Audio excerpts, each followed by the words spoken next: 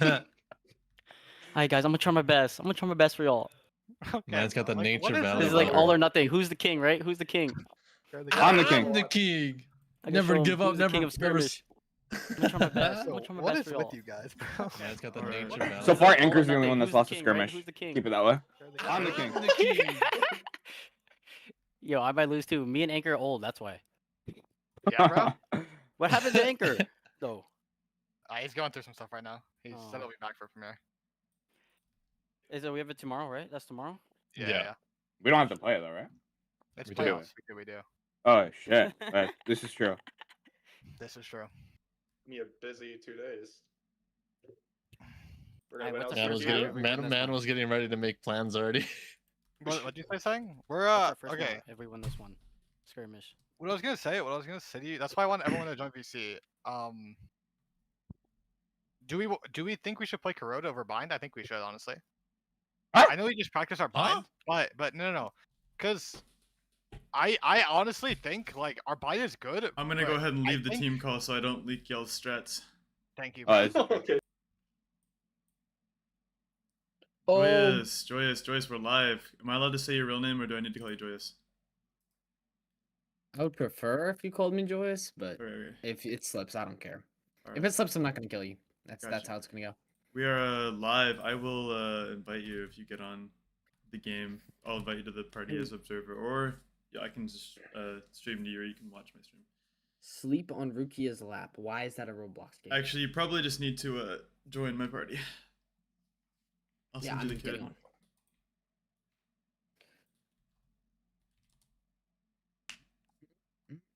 on. I'm not the best spectator, I have to be honest. Yeah. Oro should be joining, right? We need Oro in here too, because he was yelling yeah, at me no, for being a bad spectator. He told me he'll join after the call. After a skirm, which he's not even in a skirmish. Yeah, He's a yeah. little liar, pants on He fire. said he'll join after the skirmish, buddy. No, yeah, whatever you say, dude. Like, I will kill you, bro. In game. In game, guys. Heads up. I will in-game. 1v1v you and destroy you. Right, I believe you, buddy. Like, do you think that that's not how that would go? No, not at all. Can't lie. You want to test this right now?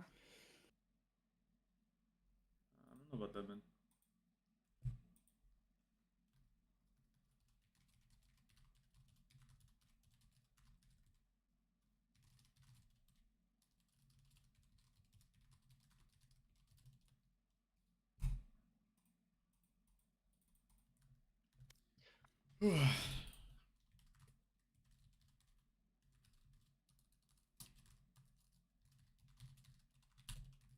Are you any good at casting? Do you know? No, that's why Oro's here. Right. I mean, I'm that's good why at Baby casting. would be here. I'm good at casting. I'm good at casting. As long as you can cast. Okay, looks like we're both ready.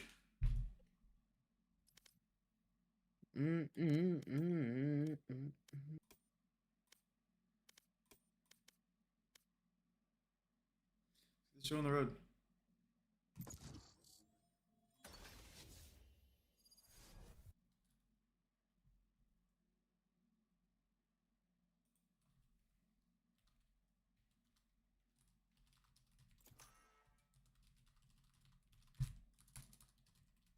Talk a little bit about the story behind these teams. Frantic Esports, very pretty storied org, honestly. I used to play under the same org as this team, but we both split off from that org because they didn't have the best management, so. I know this org, I know their players, I have a lot of confidence in them, but DV8 is also a real powerhouse that kind of came out of nowhere, and they gave Olympus a lot of trouble, to be honest with you. They're a real sleeper team in this tournament, and they got a bye through the lower round, but that luck has expired, so they'll have to put on a show against Frantic today if they want to get anywhere. It's like Sen is already taunting the other player, maybe for a good reason. He's good for it. 1-0 in favor of Frantic. Both jump spotting, spots him out, gets the clean shot. This is pretty one-sided for Frantic.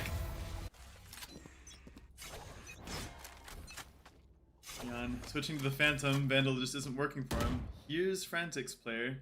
Spots him cross. Gets the dink. Nice. There we go. Maybe it's just comes down to who I'm spectating. Yeah, I'll spectate the other one. No caster curse here. Because you Ooh. Dang. Doesn't let DV8 equalize.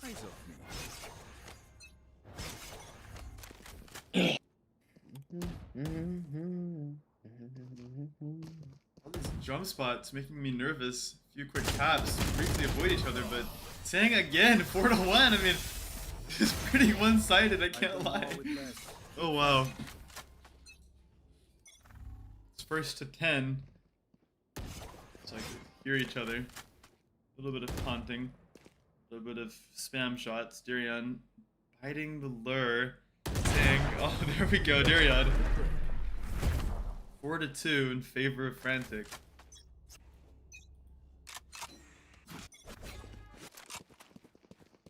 They both swapped to Phantom. Whoa, that must have made a difference. Jesus. Frantic's very own Sing. Sing. I don't know how to pronounce his name, I can't lie. I'll just call him Sin. Sing. Sing.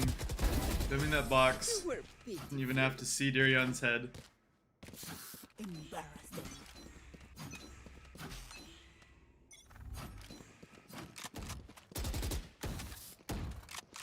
Little bit of taunt in there. 6-2. 7-2 now. Sing. Not letting up the pressure. Pretty one-sided affair. If I was Darian, my mental might be pretty chopped after this. Full confidence, running, jumping, shooting through the wall, gets the headshot. A story that we've heard 1,000 times now. This isn't very fun to watch. It's just kind of sad. Even brings out the Guardian. Just wants to get it over with. Maybe a mistake on Sing's part, but 8-3. Plenty of leeway. Yeah, I'm sticking with that Phantom pick. Ooh, almost a mistake, but Sing still managed to capitalize. 9-3, 1 away for Sing. Frantic Esports, he's pretty happy with this result.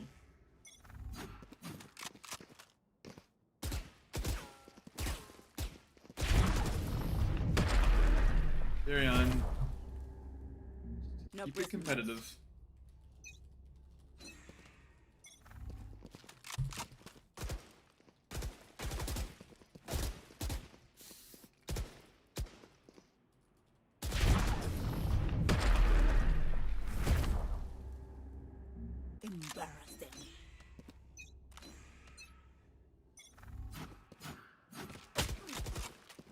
Stray shots, hitting Sin, doesn't bring him down too much.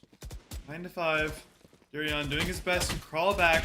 Darian again, 9-6, seems to be locking in. Doesn't want to make this such an easy ordeal. Here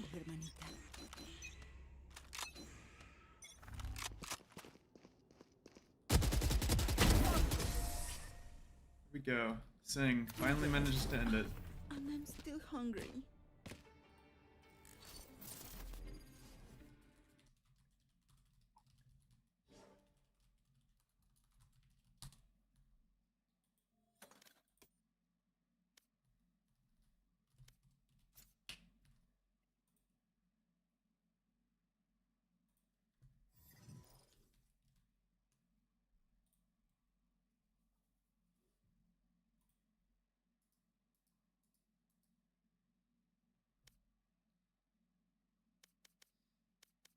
Everyone's joining now.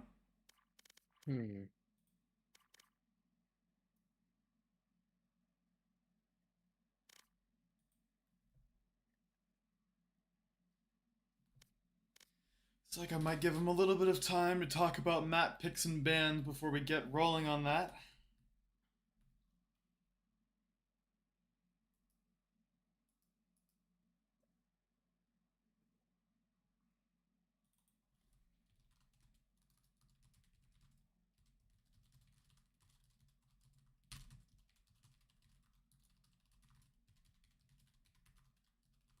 Might have a little bit of a of an intermission here.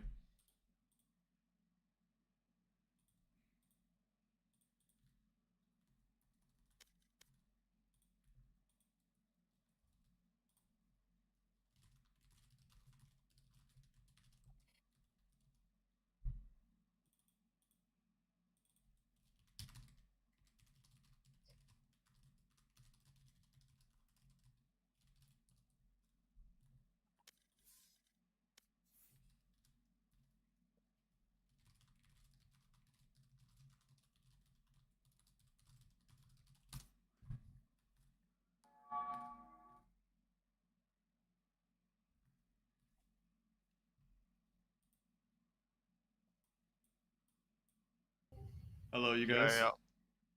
Hello, hello. Yo. Do both of you guys know how map picks and bans work? Yeah. I do. Okay. So I might get lost along the way. I have a bad memory. that's okay. So just let me know.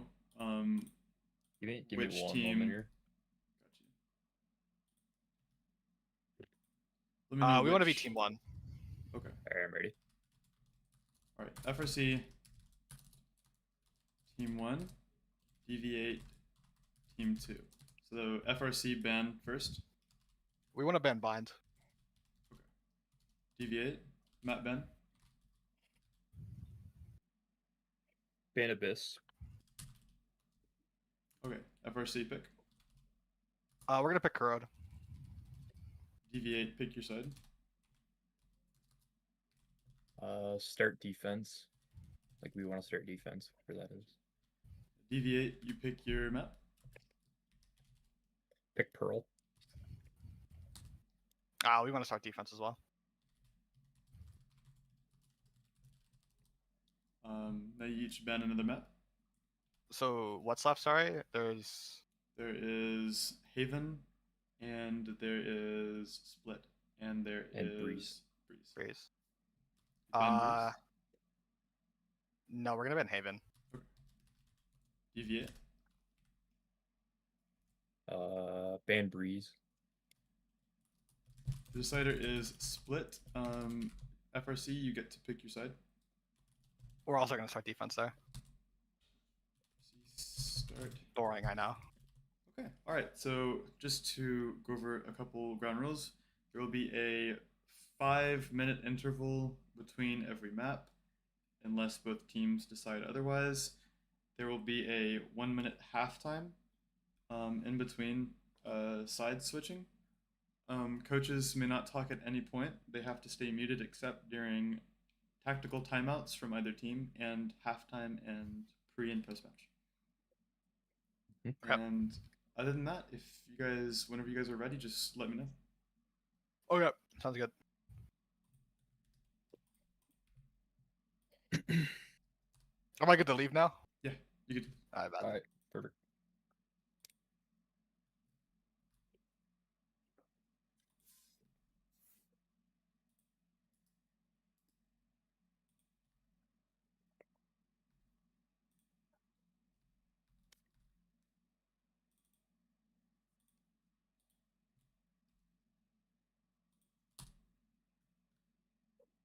Okay. We'll be taking a quick timeout, but we'll be back. We'll be back pretty soon.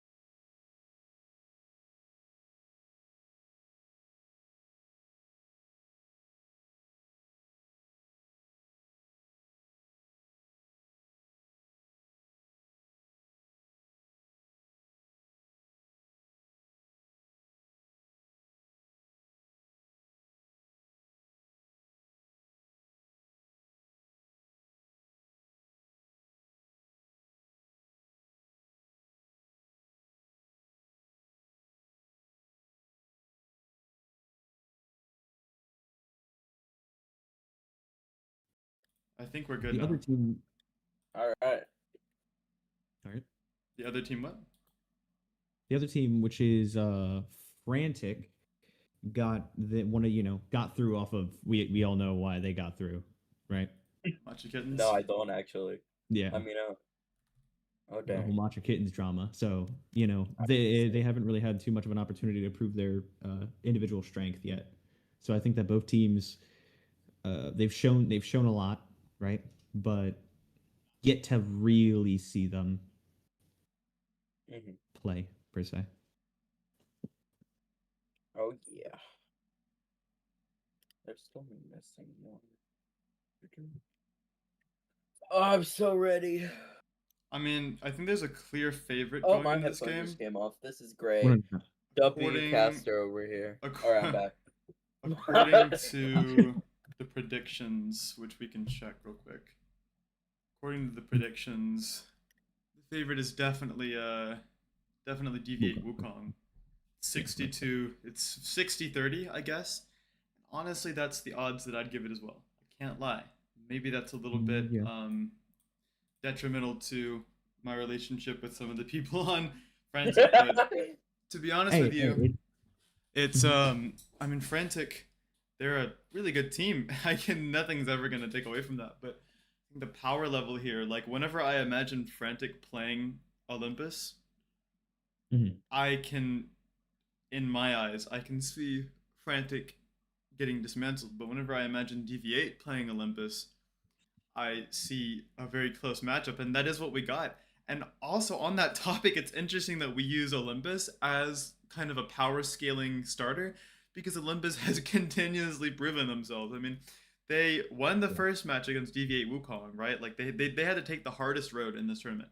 Won the first map, won the first game against DV8 Wukong, and then proceeded to play 0G Nebula, who they lost in a scrim to earlier, and dismantled Nebula.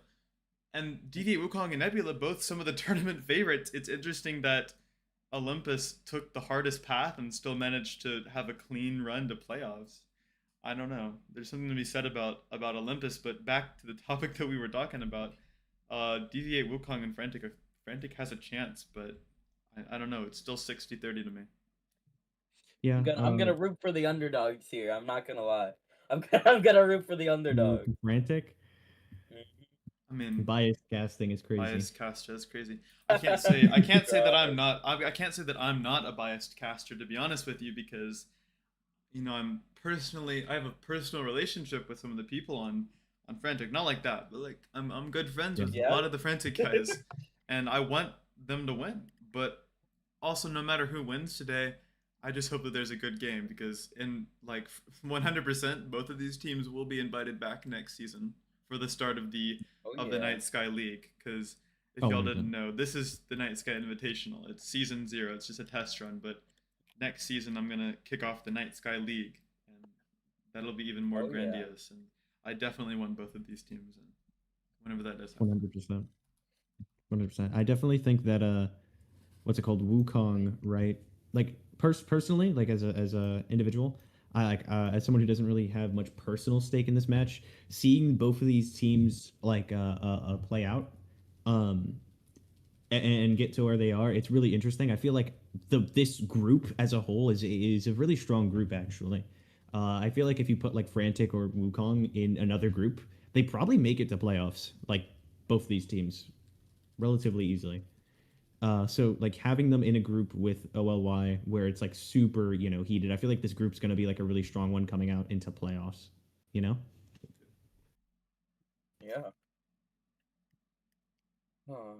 Okay. And in regards to DV8 Wukong, I didn't watch the Frantic game very much, but like a big thing, I'm pretty sure was Graves on that bind. Dude, the Well, Graves Yoru, ridiculous. he Mhm. is a different beast. I love this archetype of selfless space maker Yoru who cleans up after that space, and there's no better example than Graves. I mean, capitalizing off of the hard entry. I mean, he didn't look like a baiter at all. He looked insane. Yeah, and with that being said, a big thing, like a big question mark coming in for this team, I think is going to be whether or not they're going to be able to like keep pace, right? Maintain the high peaks that we've seen them have. Because like I said, earlier against OLY, they were able to take the lead, huge. But when they started losing momentum, started losing rounds, the team kind of fell apart in a way, right? Right. So I think that's definitely going to be a big question mark, and something that Frantic wants to take advantage of. Wukong, I don't remember seeing too many timeouts out of Wukong, so that might be something that they have to utilize a little bit better. But definitely both these teams very good. I do see a world where Wukong does lose, but I think that they lose to themselves more than anything else as an objective caster.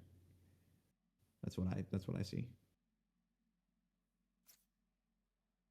Yeah, I mean, I haven't watched either of them play before, so I'm just here for a new view, I guess. I mean, I have no idea. I'm coming out of this with a clean slate. I don't know either of these people, either of these teams. So I mean, I'm just excited to see a game. I think that I love I watching. think, in my opinion, sometimes we saw it with PaperX back in Toronto, and it was a bit of an extreme comparison because this is just low elo. But back with PaperX, they had the hardest road. They lost out of kickoff, didn't go to Bangkok, and then almost bombed out of stage 1 before they started getting these wins, picked up some momentum.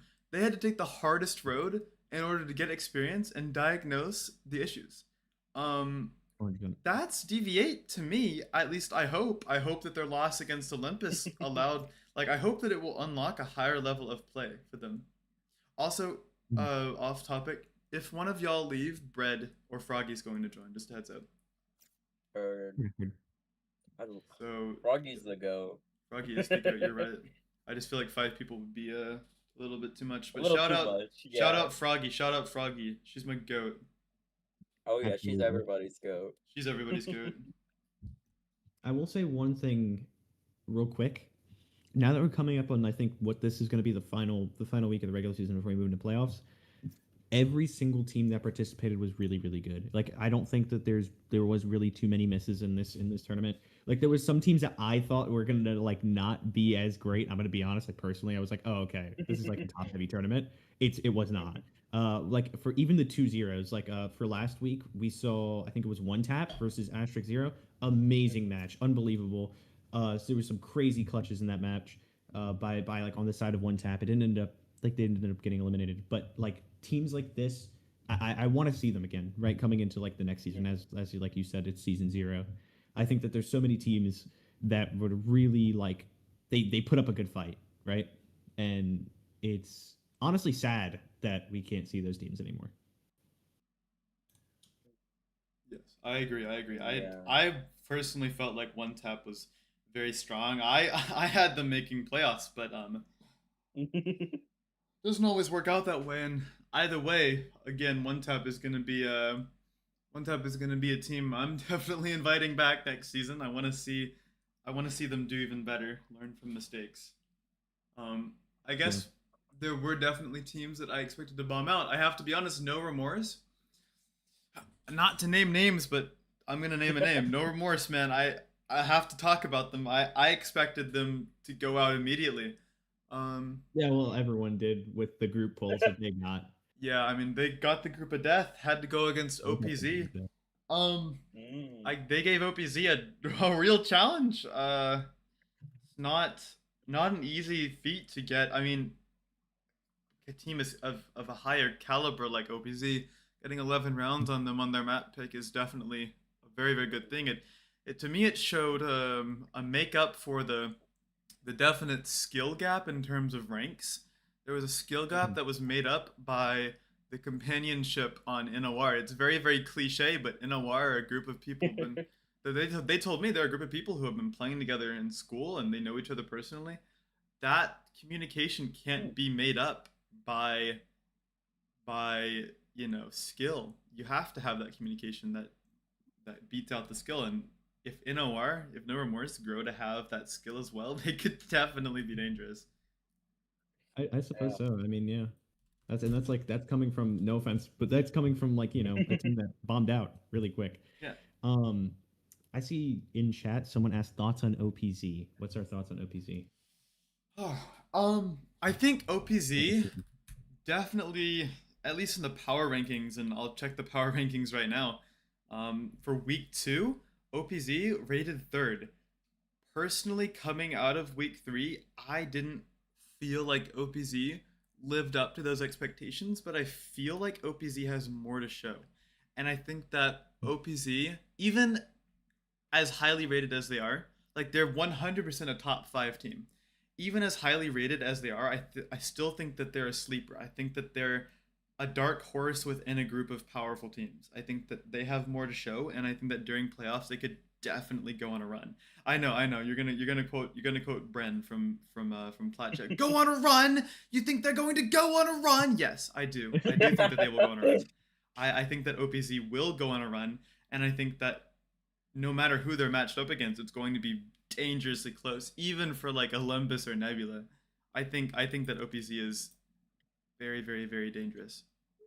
We did see, in my opinion, I think that we saw some crazy things out of OPZ last week, because a lot of people had Nebula winning that game. Yeah. Like it was pretty heavily favored in Nebula's half, and to see OPZ come out and 2-0 them, especially after the rumors that Nebula beat them on in scrims.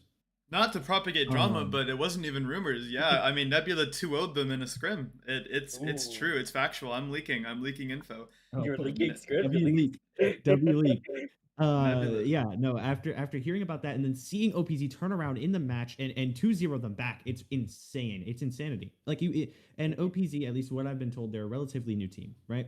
Which just comes to like it brings to mind the question of like, what can this team really do with some time and throughout this tournament, right? Like they're definitely one of the I think the strongest teams out there. I think that they have, like, realistically, if I was to choose a team that I think could win this whole thing, it's probably OPZ, honestly. I know that OLY is like a huge favorite and everything, but I think that OPZ could really win. Mhm. Especially in like a best of 5. Although that's another big thing that we're gonna that I do want to point out is best of 5s is gonna be quite quite a lot. Yeah. We're gonna have like I haven't seen any of these teams play in best of 5s yet, so these like long-term matches, and that's actually speaking of something, going back to this matchup right now with Wukong, them being in a best of 5, right? I feel like if they do make it super far, it's going to be very difficult for them to actually be able to win those best of 5s, because like what we were talking about before, where they are a very momentum-based team, at least based off what we saw from OLY. We're all basing this from the OLY matchup, right? So based off what we saw from them, it's going to be very difficult, I feel like, in a best of 5 in particular. But I do think that like, if they can fix that up, if they can like achieve a more consistent basis for their performance, then they are definitely. I think they honestly, if they could beat OLY, then they could beat anybody, right? Yes. So, as far as I am concerned, we should be starting a little, like, pretty soon. I'm pretty sure that one of the players aren't currently present. Which is why we're I'm gonna having go a ahead little and break, right?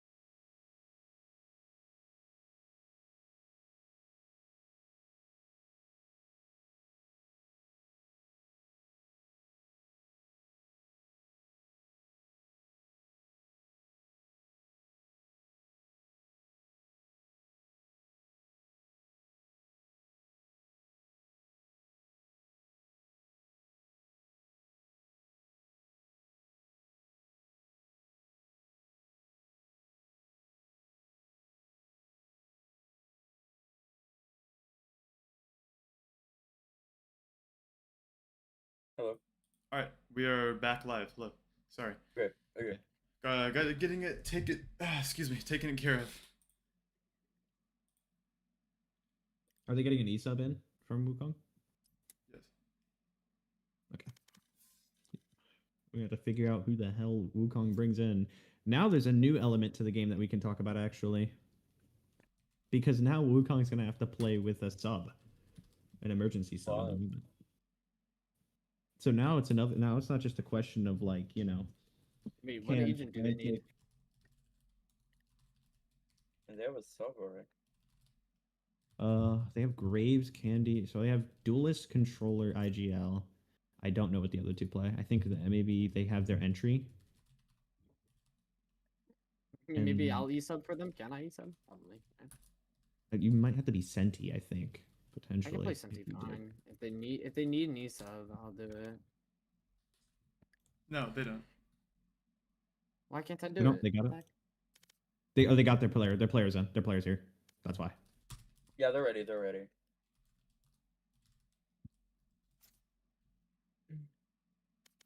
And they got their coach in too. Huge. All right, guys. Yet another delay. Up there with the no remorse delay. Remember that. 40 minutes. 40 minutes? 40 minute. 40 Yo. minute It's 'cause- delay. and it, no, and it's because in the first 5 minutes they didn't take me when I said I would e-sub. Yep. I literally said, "Hey Yep. guys, I can play anything. I'll e-sub," and they're like, "No, And they're like, oh no. we're good. Yeah. Alright. We got ourselves. We a are queen." live. All right. Yeah, indeed. That was definitely the biggest. Ooh, they instantly Delay. locked that. They were ready. Yeah, looks like Katanti's floating the. Oh, never mind. Chooses against the Sage. Maybe just a troll hover. Looks like these guys running a pretty standard. What is it? DRX-esque double duelist Waylay comp with the Waylay full send Yoru initiator. All that. Looks like DV8 might opt for a Vise over a Viper. That's a little bit of an interesting pick. The Viper, very, very, very important for mid fights on both sides and shutting down some of the pressure on the extremities on A main and B main. But the Vise also, we've seen it run quite a bit in tier 1, especially by Fnatic. Looks like they will go with it.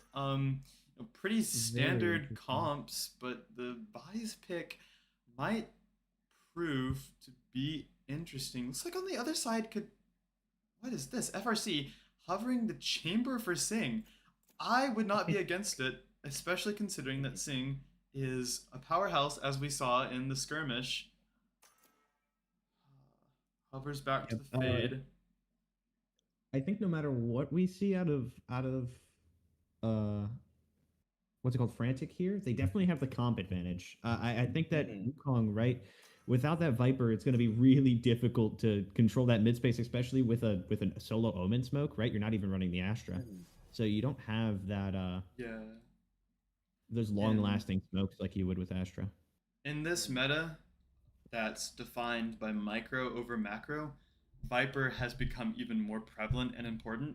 And I would go as far as to say that FRC wins just off the basis of having a Viper, if they know how to use the Viper correctly. And if they can't use the Viper correctly, that's where DV8 100% going to be able to capitalize.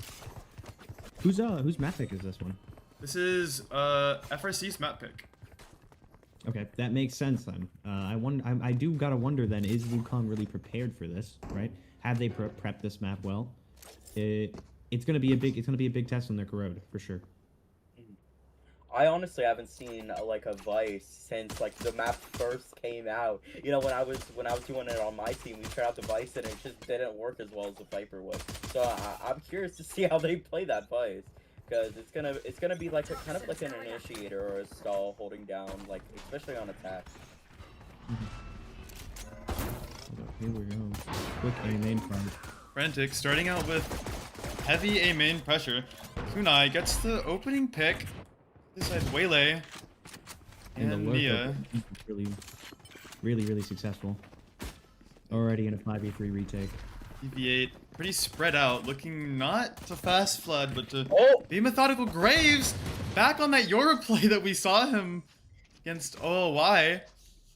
Just spam. Doesn't Yeah, doesn't sounds look like crazy. his game sense is any less sharp than it was. Vi is just holding for a moment. Might get an engagement with Kunai. Graves as Who is- well. Time. He might actually find the timing in the air. He does. Kunai and Vise. Oh lord. It's Oh, definitely it's coming scrappy. out. Candy on the other side. Last player standing. Finally gets sat down. 1v1. Sing versus Akern. We know how good Sing is. Throws the eye. Doesn't get spotted out, but does shoot. One bullet. I think it's out of time anyways. DV8. Very, very, like, I don't know, man. Detrimental to FRC if they lose that in a very good position. 5v3 that they almost lose. It came down to a 1v1, but Sing luckily is good for it. Not even off the principle of mechanics, just played the time right. 100%. Yeah, I don't think they were playing like together on that post plant there. They were just able to give them ones consistently, 100%, and they almost clutched up that round. Compared to Very if we look at scared. DV8 definitely had a very, very, very like methodical, slow. They froze outside of a main. See why it got that close, and we can see why DV8's a threat. It's like FRC choosing to full A main. Might be choosing correctly. The Vi set up all the way over on B. There's just a crossfire. However, Braves is on A site. Looks like mid's gonna meet up too. Like Work. PWZ. That opening engagement.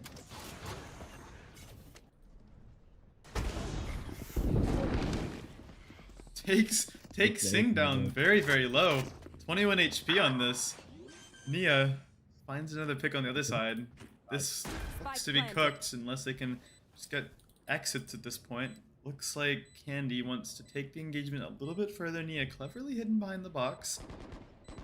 Could find another here in Candy. Candy, Nia chooses to swing out. Gets a little bit antsy maybe. WZ falls back. Ting finally puts an end to Candy.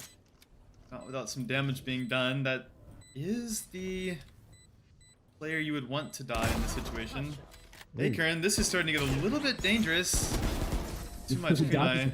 Can't get the connection on the head for sure. Really close though. Really, really close.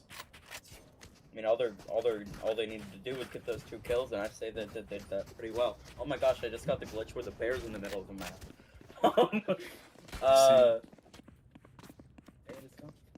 But yeah, that was a pretty good save round for them. They got 2 guns. Not bad, not bad. 100%. I definitely think that a big thing early trends, right? We're seeing FRC really succeed in the early round and start to kind of get overconfident a little bit in the later stages of the round. So far, Wukong haven't been able to take advantage of it early, but maybe later. Something like that. Oh, beautiful kill on Brave. Relay. Gets out. Pick gets Omen blinded, dashes back. Gonna fall back here. To break through this site hold. Little do they know, A site is already theirs. Not much resistance. DV8 finally getting an equalizer. Puts them ahead in trades. FRC doing their absolute best in this bonus round. Just pretty much random chaotic engagements. Really. Wukong to like get that kill there and not really know what to do afterwards. No escape plan. Very. This is the 3rd time that we see both Fade and Vice trying to retake this site. And it's just, I mean, the rest of our team is just dying way too fast for them to even catch up. Get an engagement between these two that could potentially decide the round. They spot each other out. Misses the Waylay slow, dashes back to her team. Grabs the outlaw. Might be a smart move in this position, however. Vice can hit one shot and still live. Relay. Relays. Oh, beautiful shot. This is a winnable round. One chance and manages to take it. It's to get that tap off as soon as possible. Katante Oh. taking the bonus round right where it belongs. In FRC's hands, firmly and securely. On that buy up in the bonus, they did lose a rifle, but they managed to keep most of the heavy firepower through, and In this meta that's full of snowballing, might I say, this third round is a dangerous situation for DV8. We did see something similar, however, in the Frantic versus OLY matchup, when Frantic went up 5-0 and then proceeded to sell, I believe. Literally did not win a single round for the rest of Kuda. Must be a situation where we have to avoid the choker narrative. 100% on both these teams. Yuki doesn't victim. fall back, activates the fallback, but doesn't get it. Nia on the lurk mid, catches Darion. Cover going out. Pops the Yoru ult, not taking any chances here. Spot out Brave, Player move over to the standing. spawn. He might get caught out Angry. by the fade. Device, rather.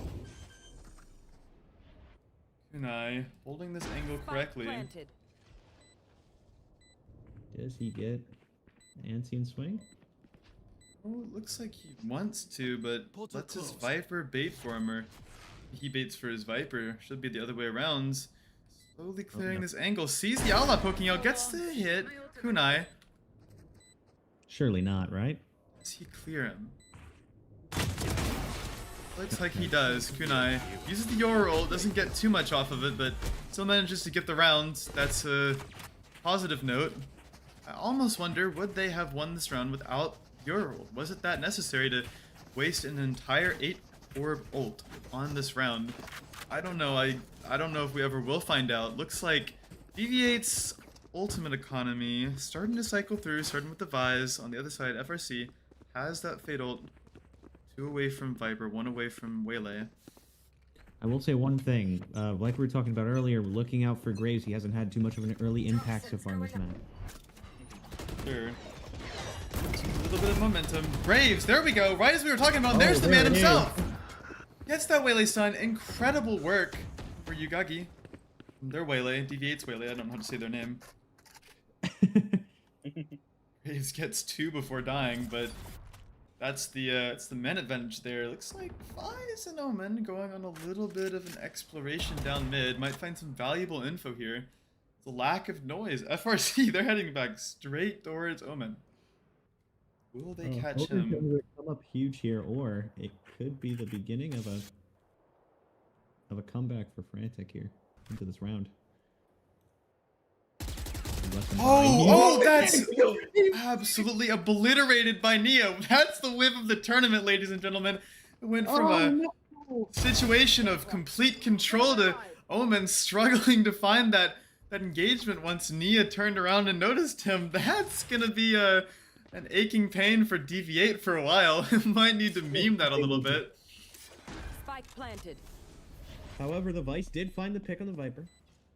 Pick 2v3 in favor of DV8. Opening engagement by Graves, proving very useful.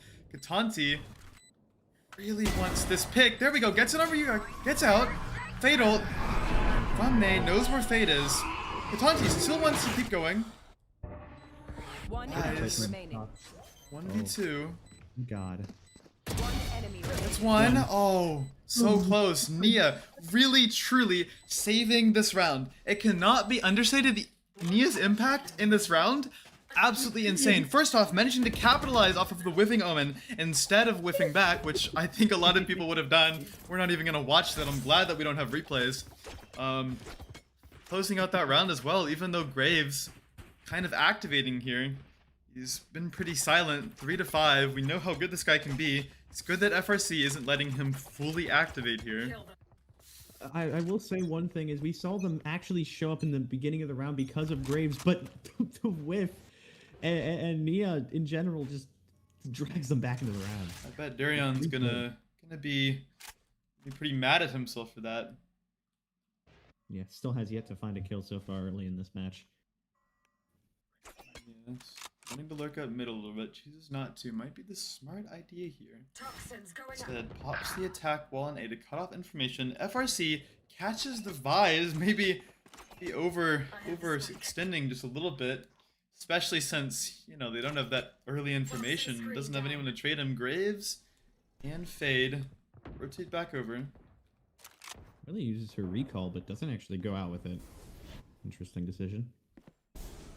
Graves might find an opening engagement here. One of these FRC players. He's gonna have to come up huge, but the Waylay ult is being held. And it's gonna come Get out. popped, but right as he throws his Yoru teleport, part of me wonders. Oh, he falls back. Does Yoru? No, Waylay does not keep going. Question is, does your ult here for the retake? Looks like he will. And if he does, it'll be enough. And DV8 Wukong capitalize. Spot out two. He finds Omen. Oh, but Nia, Finds... an unstoppable force in this match so far. It's like FRC neutralizing this Yoru ultimate. That's 2 wasted ultimates this round. Wait a second. Virion looking for a little bit of redemption. One enemy remaining. How much can one man do? Oh, Very nearly brings this round back to DV8. Cannot fully close it out, but there is a very small spark from Darion. You know, the narrative here has been about Graves so far, but I mean, the other players on DV8 are no sleepers. Doesn't need to be Graves hitting alone, but if none of these players are hitting, it's definitely going to be frustrating. It's still a 6-0 start from FRC. Looks like they went back to the lab and cooked some new stuff up after their loss to Olympus. Did not want to continue that choker narrative. No, they did not, and it doesn't look like they're going to either. Waylay holding the ultimate out on B, wanting to trap, but instead contact up. That's big. They saved the Waylay ultimate. Waylay rotates over to middle. No information middle. They're starting to figure this out slowly, little by little, leaning over towards A. Before they can manage to wrap all the way around or not. FRC know they have no options. Waylay looks to be considering this a little bit. Jay, I'm worried. Is the Vice stall really worth it? Is it really going to change things? This is the answer to that question. Looks like it might buy just enough time for the wrap to come through. Graves, Fade, and Yoru. The Omen blind comes through. It's definitely good, but oh, a little bit whiffy from Kenny. Still gets it. Lead eye out. Flash over the top. He kills. Whiffs all around. It's definitely Question rough. on top. The Waylay ult's out. The Fade ult's out. That's a wasted ultimate for sure. Oh, and FRC, there we go. There's the choker narrative we were talking about. I mean, it's not even anything that was outside of their control. This was completely on FRC. They gave themselves no options. I mean, they were able to... DV8 was able to contact up B without using the ult. There was no pressure middle, no Viper Wall over towards middle. This Viper Wall has been used A main every single round, and, you know, DV8 aren't being affected by this Viper Wall. They're just completely neutralizing it with the Vise Wall, and FRC, it's not like they haven't seen the Vise Wall. They just need to start tripping this wall by default. However, continue on to B. Maybe they think if A doesn't work, B must. Back in the operator in the hands of Graves. What a shot. Unbelievable. Hold steady even through the Prowler coming through. There we go, Jay. That's what I'm talking about. This guy immediately over towards middle. Can't find the second though. Darren's awake now. Finds that kill on Nia. A little bit of vengeance.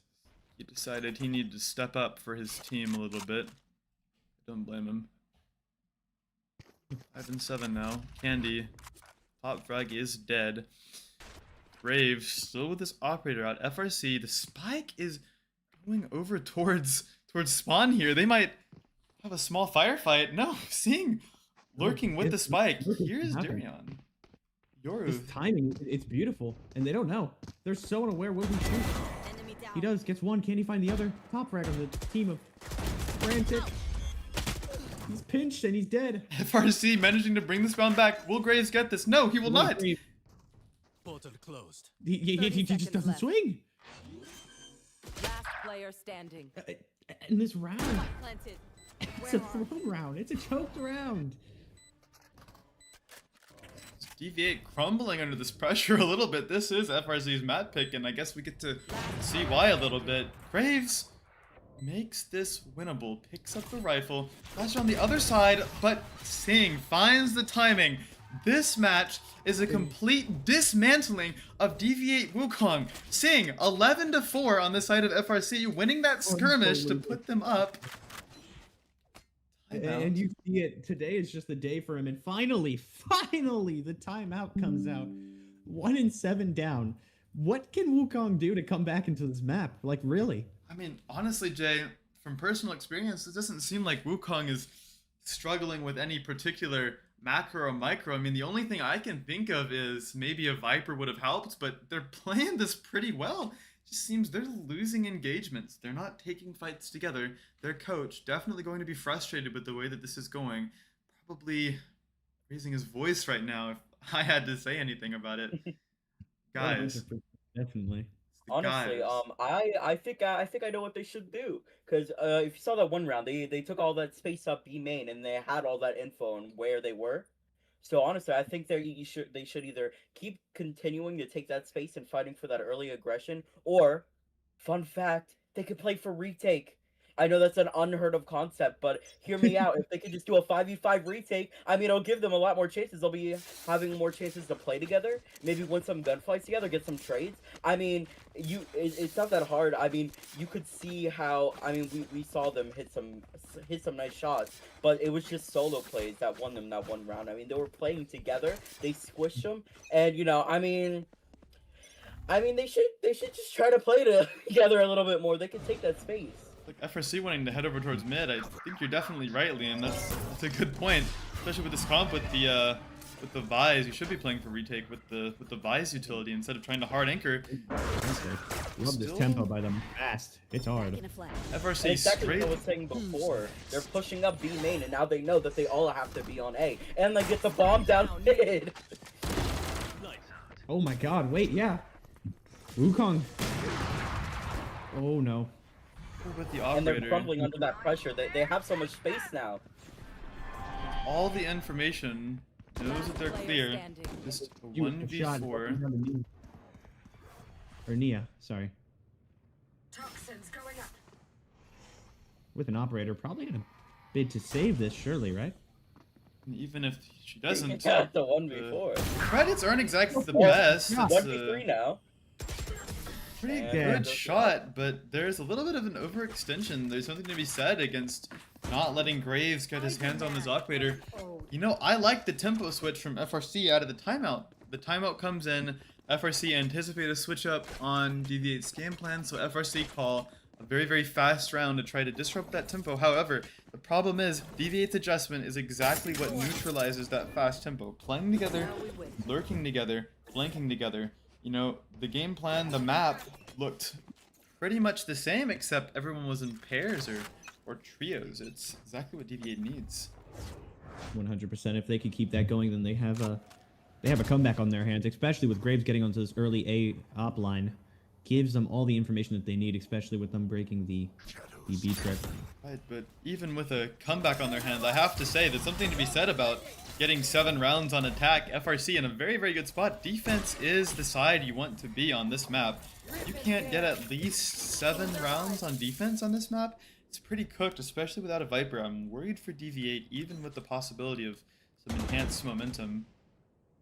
100%. You're definitely going to be worried, especially since these they don't have much space here, and this round is very scary because we see the Omen in a very similar position to what we've seen him once before.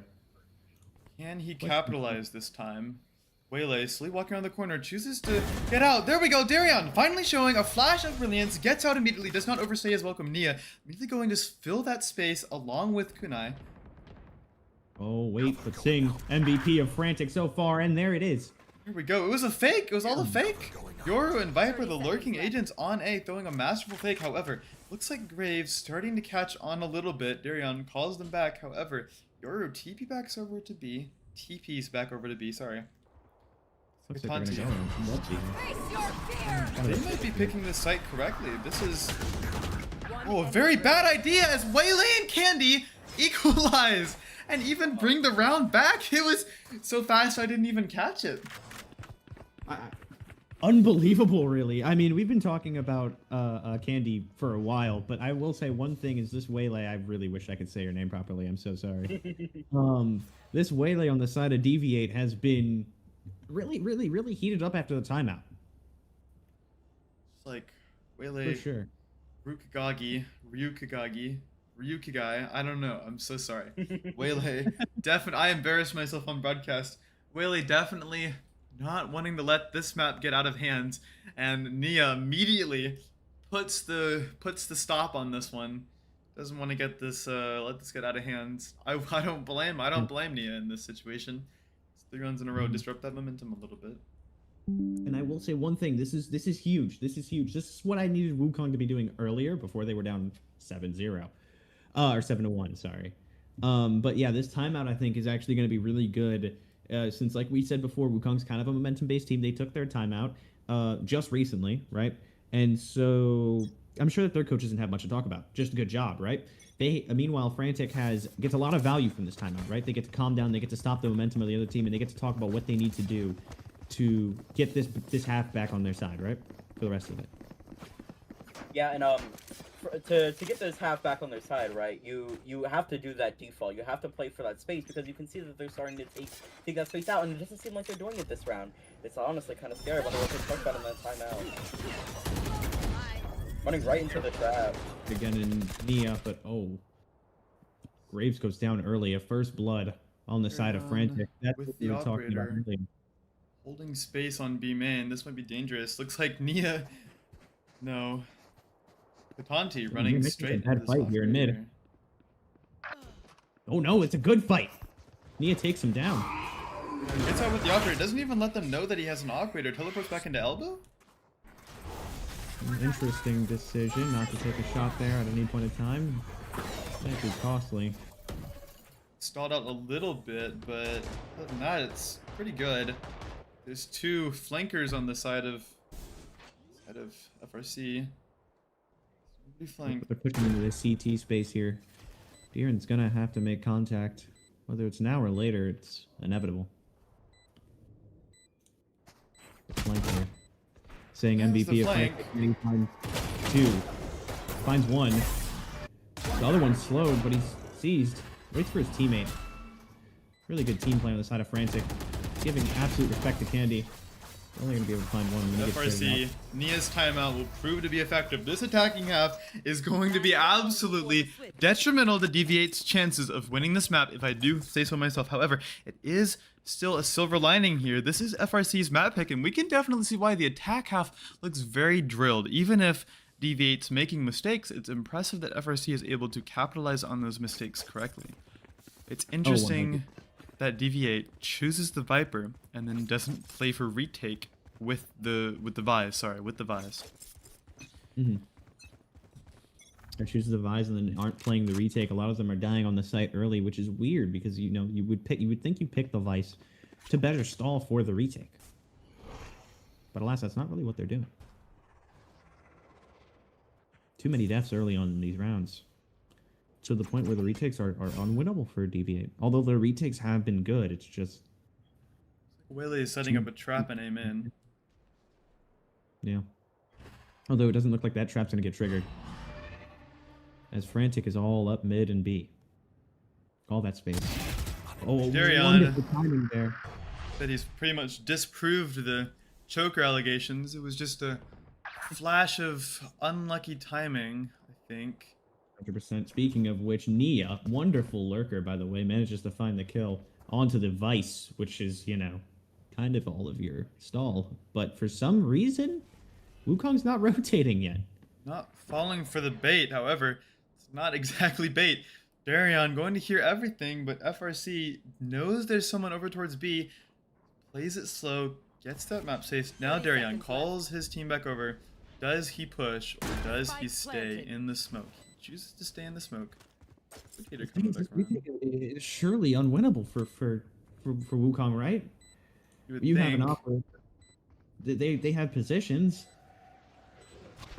Assuming that Frantic hold this well. Look at this bait by the Yoru here on Frantic. And there it is. Nia takes advantage. He gets one. Spotted out, but he's not. Chaos. Oh, he finds the kill anyways. Ryukagai. Lucky kill. Will it be enough? Doesn't look like it will be. Still decides to keep going. Plays for the stats. In the end, FRC, a 9-3 half. Might I say? Switching sides. 1 minute break. Take a minute. Focus on your breathing. Helps with your aim.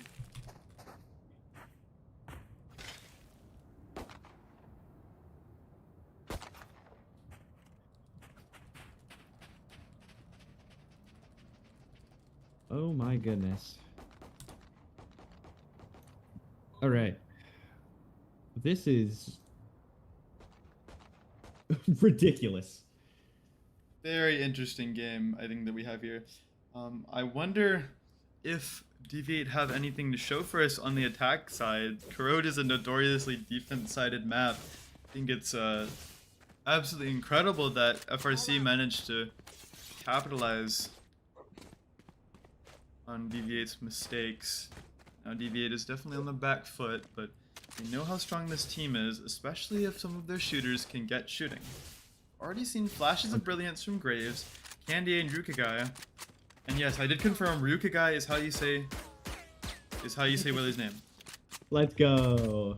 Ryukagai and Candy have absolutely been frying, and Darion, although he had an unfortunate whiff, definitely trying to disprove the allegations. But the biggest point I have to make is that Graves needs to get activated if DV8 want to win.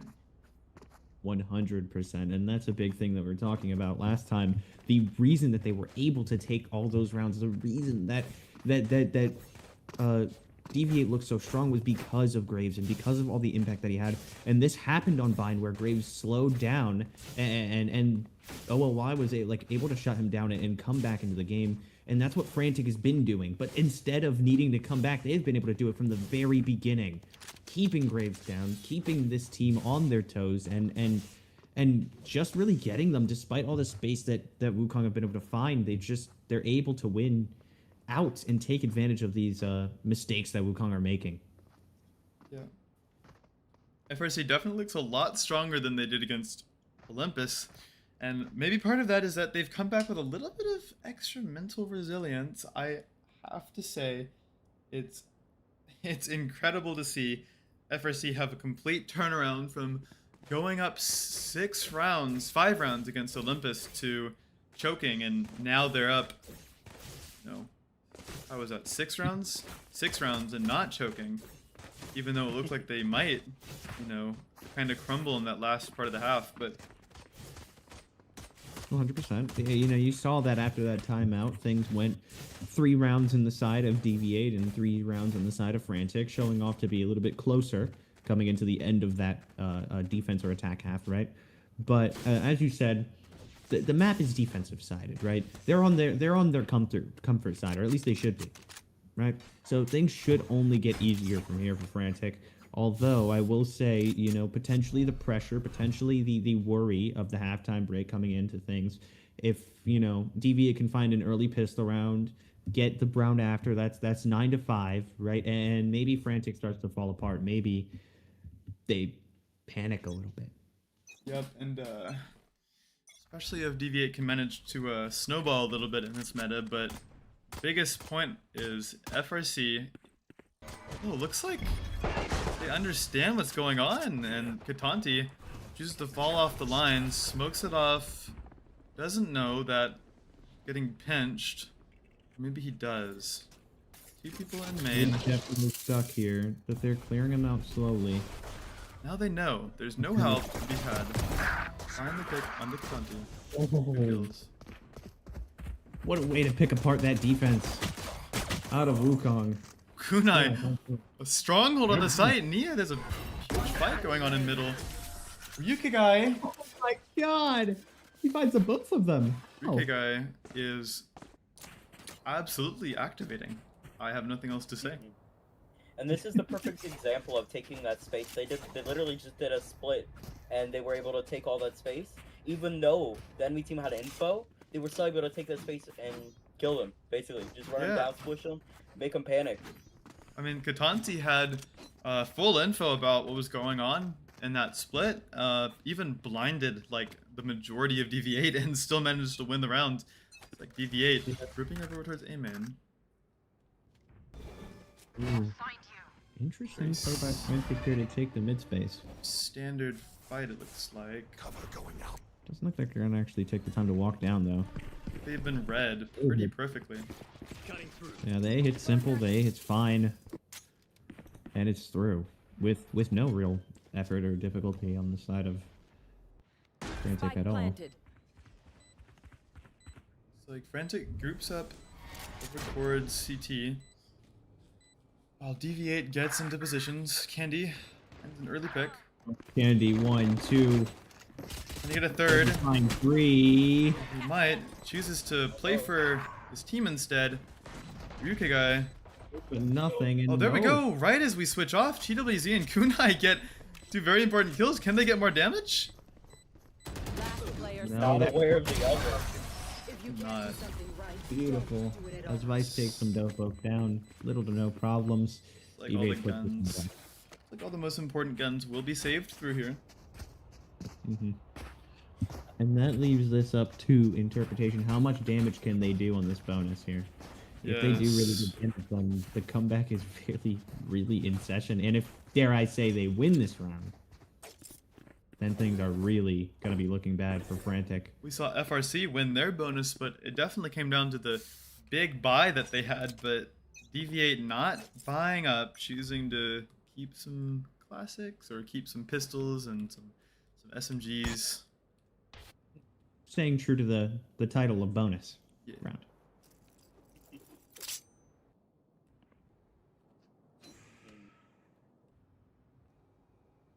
Oh, but this A site, it's weak.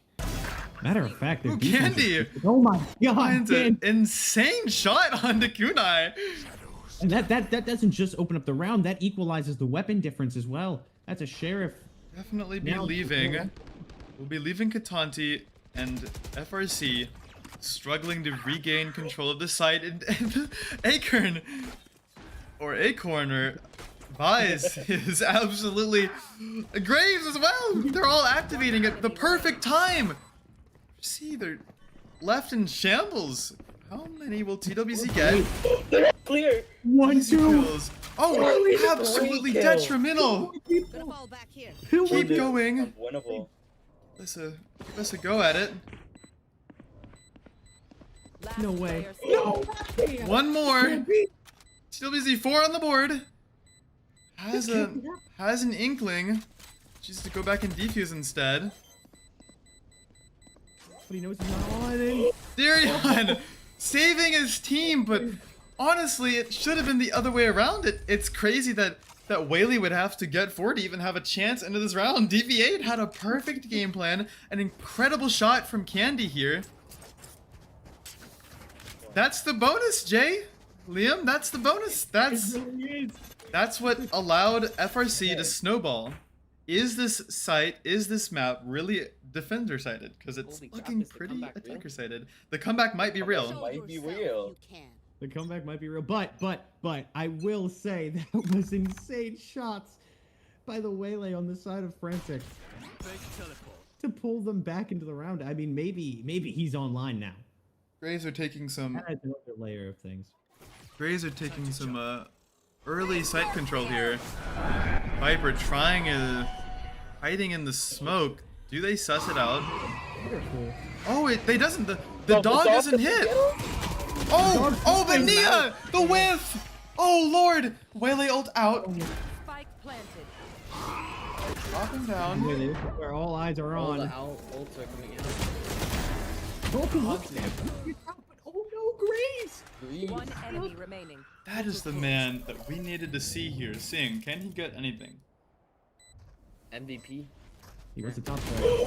Spotted. Doesn't clear his corner. Not. That was almost detrimental. I mean, it kind of was on the side of FRC. It's insane. Yeah, Nia gonna call a timeout. I wonder if it's more for himself or for his team. If he standing there whiffing that Bucky shot. I feel bad watching that. I think there's something to be said about FRC's early site control on A. They had one person on B, everyone else pushing on A, so they knew what was going on. They knew that they were either mid or B, but Viper Nia still didn't fall off that site. That's a little bit of a misplay. In fact, I might even give that a red card. I feel like you just fall back into elbow, even just hold an angle instead of playing on site. In elbow, at least you have the chance to fall back or play with your team. 100%. I mean, he did only have a Bucky, right? So he's looking for his one and done. However, the one and done was a none and done. So it didn't end up working out for them, right? Graves also, I do want to point out, Graves was huge there on the attempt to of FRC to come back into that on the retake. They looked pretty strong coming into things, but Graves was able to push CT, find one, find two on the Waylay recalling, and really just confirm and close out any chance of a retake, shutting the door. Like 100%, every single DV8 game has been an absolute banger, and there have only been 3 maps played. This is the 3rd. Every single time DV8 has played, it has been extremely close. DV8 showing us extreme mental stability. Graves 9 and 14, beginning to momentum. 100% plays by the entire team. This is not a top-heavy team. This team is a unit. Yeah, and we Strong can unit. see that even whenever Graves, arguably their best fragger from the Olympus game, even whenever Graves isn't hidden, Candy is, and Akron is, and even Darion and Yukagai. In fact, everyone is hitting except for Graves. Yeah. Yeah, at the moment. Portal closed. Deciding to push into the smoke into spot. I will say one thing, though. At the end of the day, Frantic still has this lead. They still have it. It's still They don't have the very- space this it's round, still though. their map pick. It is still Yeah, on 100%. FRC New to York gets They have caught no off info. guard. Yukagai. Early pick, you know, FRC has the Omen early might get the lead, timing on but Omen. Here. Maybe. But Nia also has a huge opportunity here. DV8 heading towards B. it's out. And that's an immediate rotate over towards B for the attacker side. But Deeran's gonna find the Waylay here, and it's gonna be over. One enemy remaining. No wish to Yep. be seen this time. That's the round. In fact, if I was Katanti here, I would just save. That's a pretty messy round in my book. I think that there were definitely some misplays from FRC, but you know, FRC choker narrative, it's a little bit delayed, but it's there. back. It's coming back, everyone. Oh no. Are we really in for another comeback? This time, instead against Wukong, it'll be Wukong themselves. I'm not sure. I know that Frantic are panicking. You could say they're frantic. That's funny. They are. You're right. They're frantically scrambling to find a solution. Oh. He managed to get one, doesn't get any more buys, gets one closer to that Vi's ultimate. In fact, FRC in a pretty bad spot in terms of ultimates. You know, 3 off the Viper ult, 2 off the Fate ult, 1 off your ult. You know, these aren't going to cycle through this round, maybe next round. It's kind of the same deal for DV8, except DV8 are going to have an opportunity here to clean up some ecos, get those ultimates online, and continue snowballing. In fact, this entire game has been an issue of snowballing by DV8. It's ultimate round, eco round, ultimate round, eco round, over and over by these guys.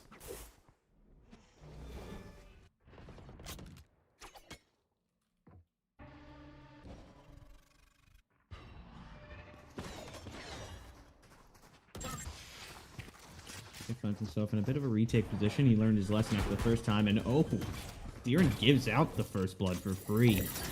Nia, however, is going to be asked a lot of him to find another here, and he can't. Omen on the hero by here. Needs to make something happen. Him and the Waylay, and the Waylay's going to find one. They'll have all the space. DV8 in a little bit of a bad position here, but they do have a little bit of an advantage in terms of guns. Katanti finds another. Take that advantage away, and now back against the wall. It is only Candy. But he's going to knows they're find in trouble. Oh, and he finds another, but it's not enough. He needs to get 2. Cannot find any more. It's definitely That's very impressive from FRC showing a little bit of, you know, mental resilience Resilience. like we talked about in the first half. FRC, we were praising them for not folding under the pressure of having so many rounds. Sometimes you can be your own worst enemy whenever you're up so high. However, you know, a little bit of a caster curse, if I do say so myself. DV8 definitely managed to snowball, but FRC finds a round, gets some ultimates online.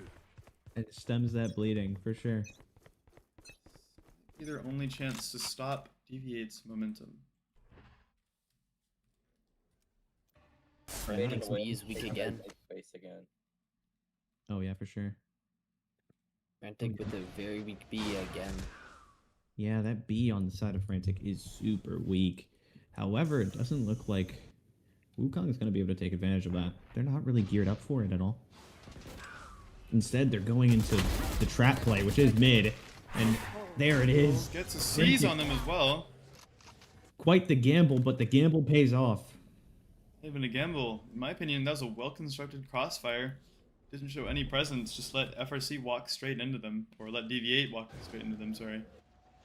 Even has to spin the Prowler to clear that out. Let's get picked off. Ooh, a random spam for Kadante and Last immediately player tucks back. standing. FRC as well, Oh, Candy. and that's it. Alone in a Closing up. 1v5, even for Candy, this might be a little bit too much. But one step removed. All this pressure. There's so much to be asked. So little time. 30 seconds left. A little bit of Assuming an that they opening. play as well. Wait, no, not able to find it. Nia's gonna close him. To go. That's a big ultimate round coming up here.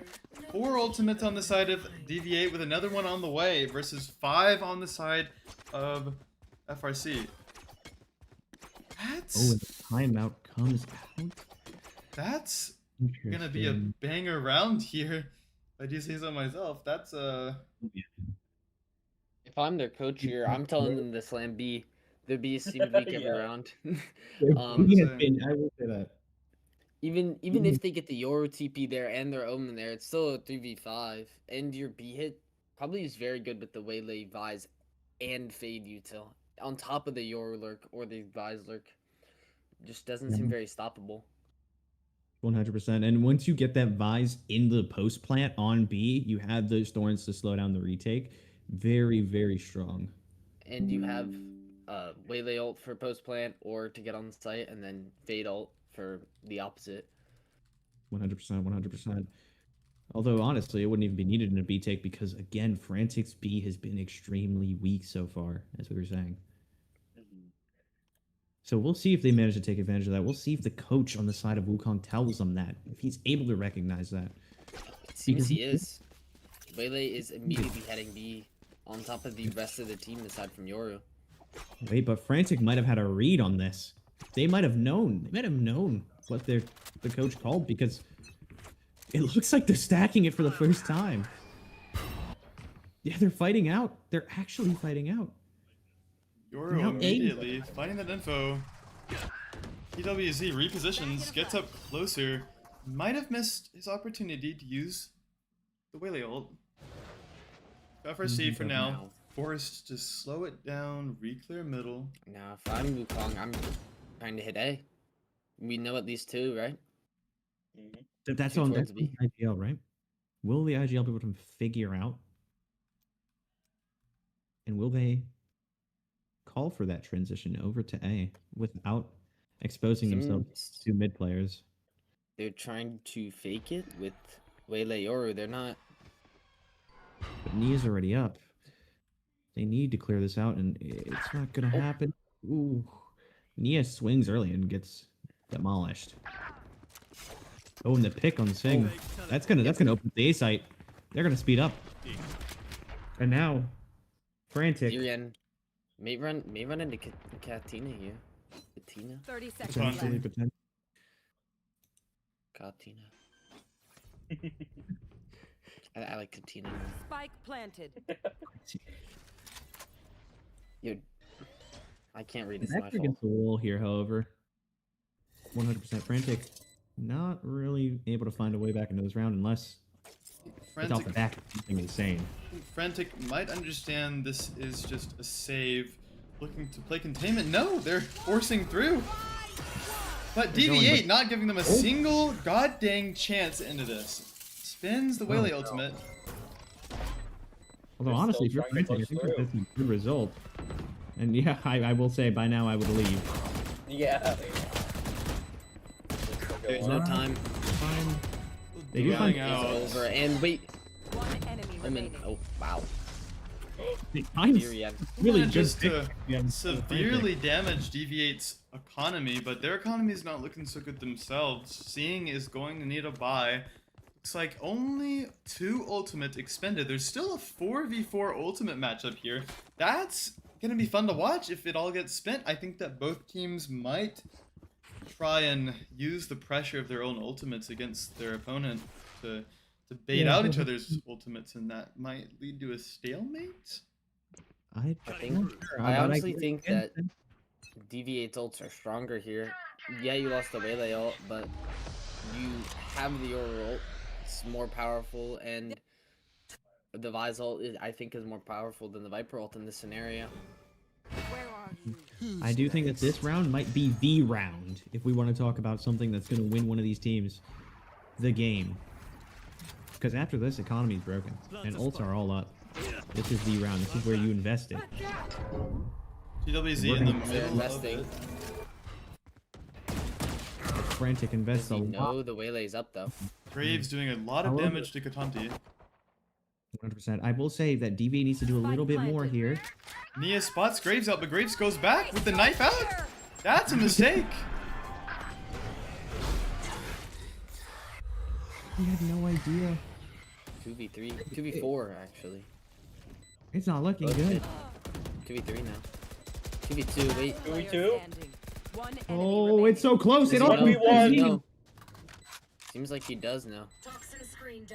Nia found 3 somehow, magically. Wait, but he's not swinging. Hey, What? he ran away. Come on. DV8. That was way too scary. 4v2. Nia is their own worst enemy. I'm not sure what that was. Now we wait. And the vice on the side of Wukong, I've got to say, you are a brave person Retrieving wall. to not walk up on the Viper there at all, to not fight it at all, to just anticipate that Nia's gonna get in their own head like that. A little bit of game But it sense. Oh, seems they've read their weak B this time, though. Successfully. No stack from Frantic. Both down to 1 ultimate, He's in though. a spawn. Ryukagai, trying to say it so. Ryukagai, full send on. He was unaware but couldn't get the Spike pick. planted. 4 towards mid here. Virian.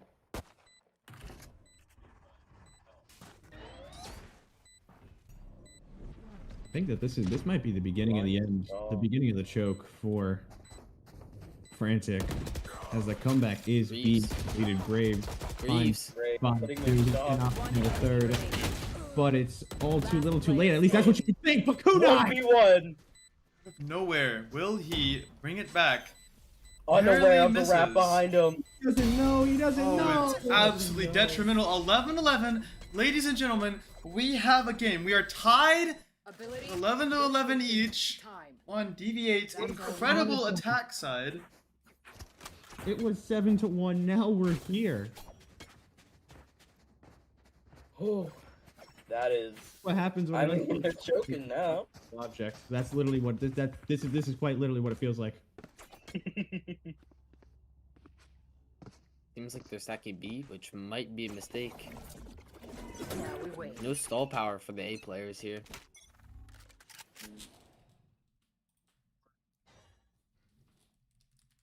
They're just 4-man running up A, Great. having Omen Not late good. lurk came in. Slow down. Well, yeah. A misplay on the stun there. We're not gonna look for a spray. He doesn't find anything.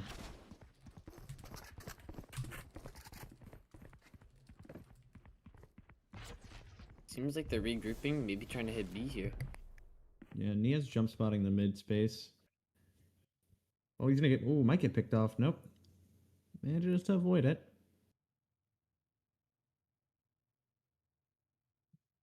Careful Graves. re-swing this though. As much as he wants the Doing a information bang. up mid. It's a very scary Caution thing. here. Well, does he know Wukong has already left? And are getting ready to hit B. Which is a beautiful call by the IGL on the side of Wukong.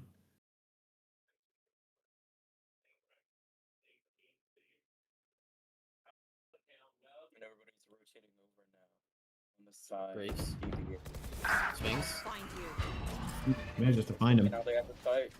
30 seconds. Now left. Nia finds Candy. That's huge, Spike actually, by down Nia. B. Omen. Though. Durian has a late lurk through mid. Might be able to find one. Planted.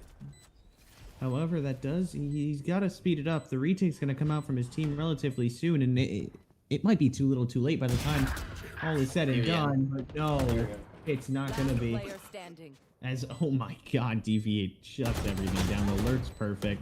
Singh, he was the MVP for Frantic. Now fallen down the board, hasn't been able to find anything, completely offline, just like the rest of Frantic, as it's brought up to 12 on the side of Wukong. A broken buy for Frantic here to try to force it into overtime as well. 100%. And mental has to be down, right? Mental is down, the buys are down, the ults are offline. However, they do have more ults than DV8. 100%, both of them having the Yoru ult, the other one having the Omen ult, I suppose? Don't know how that'll be useful, but we'll see.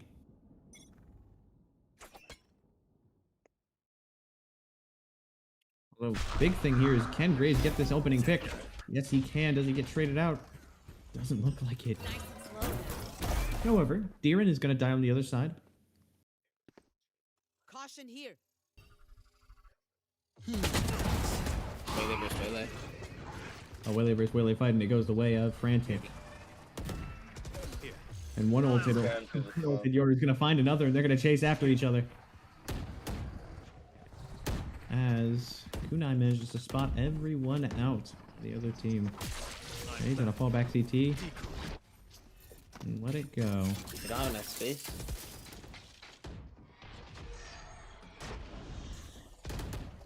Nia gets a pick on Kill on Candy Frank. in pocket. 100% big kill. For her. For them. Omen in a 2v1 though. Bomb still isn't planted. Looks like they're gonna go push on the CT, try to go B here. Actually, I don't think they will go B. I 30 think they're going to seconds clear left. this out so that they can plant for CT and play the post plant from Perhaps. CT on the A site. Yeah, looks like it. What? They're not clearing him. They don't clear him. They just walk back. And now this is looking kind of bad. Vice ult. Ooh, the Vice ult is huge. Guys misses the wall, however. Last player standing. 1v3 too. Oh no, it all comes down to the top frag on the side of Wukong. He's been amazing so far. Is it going to be enough? He Oh my. finds two. This is to close it out. Stop the overtime. Take Frantic's map pick. And he's DV8 rapping. to it. Doesn't have Katanji's enough time. sticking. Doesn't even choose look behind him. DV8! Absolute mental crumble on the side of FRC. Not a single hope of glimmer in sight. I'm speechless at this. It's ridiculous. They managed to claw their way out. I don't know how. We're insane. The Vice was insane. Unbelievable. Actually, We're going to unbelievable. go ahead and take a 5-minute break here. I'll keep this running. I'm personally going to take a quick break, but I'll keep the audio on in case anyone has any conversations. Yeah, same here. I'm gonna be back.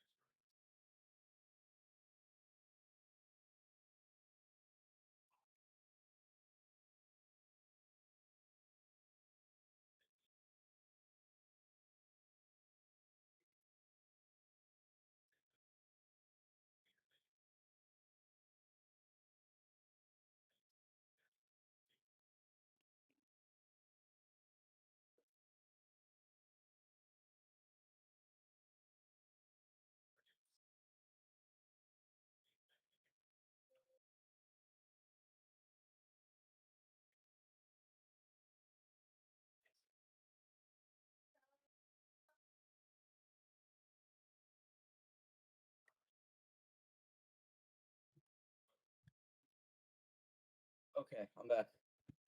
Oh, oh Lord. We're not live right now, are we? Well,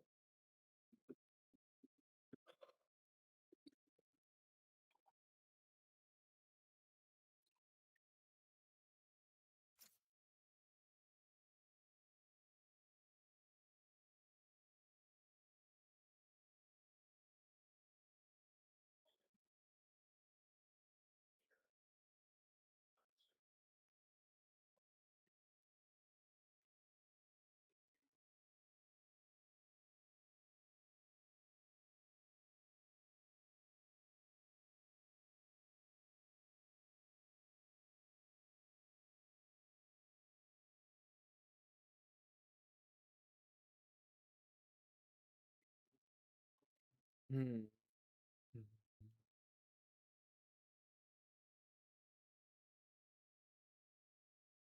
oh yes, yes.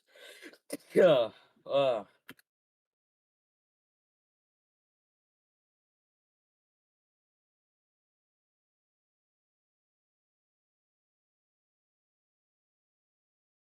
Oh man, I'm tired.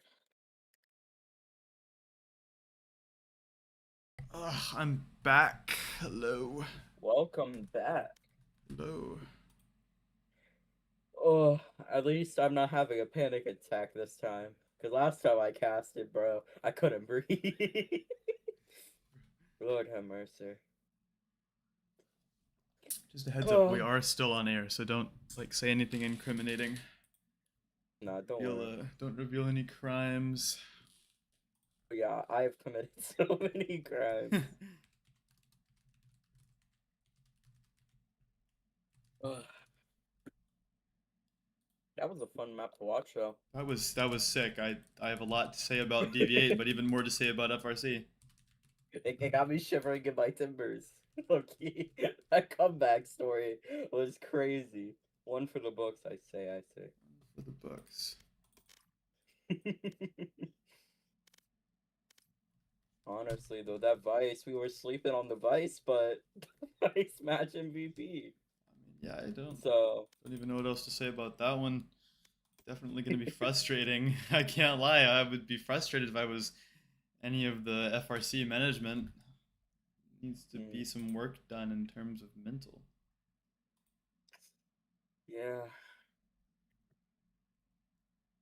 No, Lord.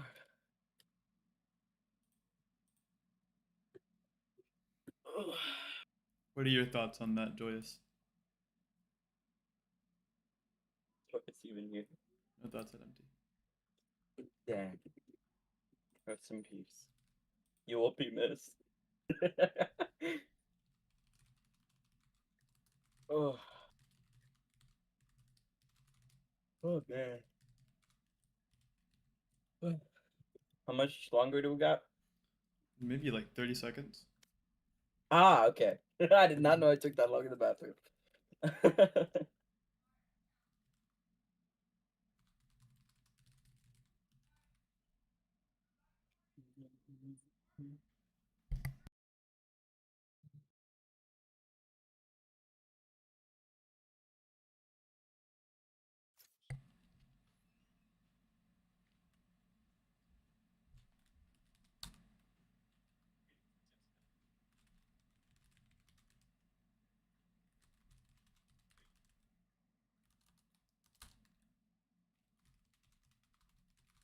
Oh. Go. Oh no.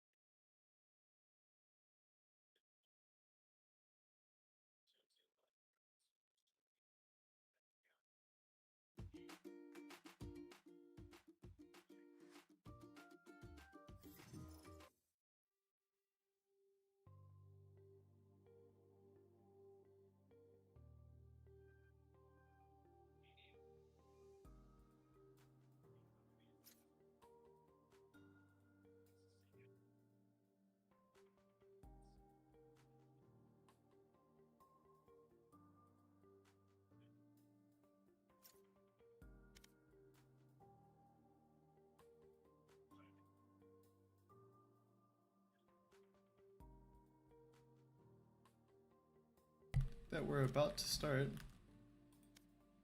All right.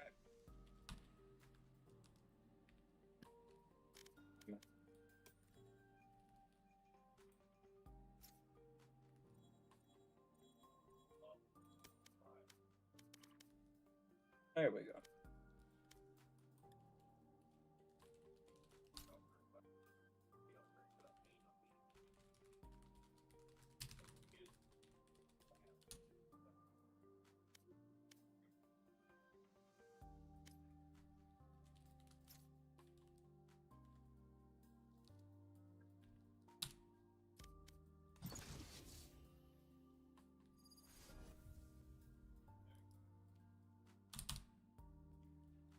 Going into this, I again think the narrative is all about FRC. They're kind of up against the wall. I have to admit, it's not looking good. They're hovering over Reyna and four of them are just hovering over Reyna. All five of them now, just all of them just hovering over Reyna. I mean, looks like DV8 might not have any prep on this map. I mean, and if they don't, this looks like a roulette almost. Is this a roulette? Is that what they're choosing to do? Rain a roulette? No. Questionable to do that in a tournament, but I'm down for it. They won the first map. Maybe Pearl is just one of their bans, and they didn't exactly get to ban it out this time around. Yeah, I mean, they're just hovering over what they think they could play. I mean, the interesting thing is this is DV8's map pick, so it can't be their ban. I'm a little bit confused. It looks like they're going for a standard-ish comp minus the Teo. If I were them, I would probably swap off of the Teo. It's not like this comp is necessarily good at anything in particular. It's just there's not enough info. There's not any specific fights you can take. I guess it's great for B long because you have the double teleport, but I don't know. Yeah, I'm not sure actually. I mean, I haven't seen a Tao on this map like ever, so I'm curious. I mean, it's strange. I've seen it run pretty often by a lot of EMEA teams, and North American teams, even PaperX and RRQ choosing to run that over in Pacific, but I've never seen the solo Teo. I've never seen Teo without the addition of either. Really weird. Yeah, either KO I'm or having a Fade on Pearl. Fade or KO. Like, I mean, no info at all except for that drone. Yeah, it's in my opinion it could prove to, I know I use this word a lot, but could prove to be detrimental. I mean, that's what we said about the Vice and the Vice match MVP, so I mean, we'll see. We'll see how it's played. I'm assuming they're gonna have to play really, really aggressive for it to work. Pinging out over towards connector. Could be looking to get something going over there. First engagement taken. Oh, DV8 immediately taking these trades out. Oh lord. This might be a case of the caster curse, but Chambers scaling down A. They found my wire. Neon hunting Nia down.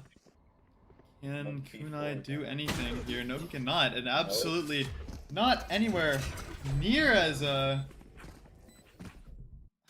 anywhere near as close as the first map. Yeah. For either of the pistols.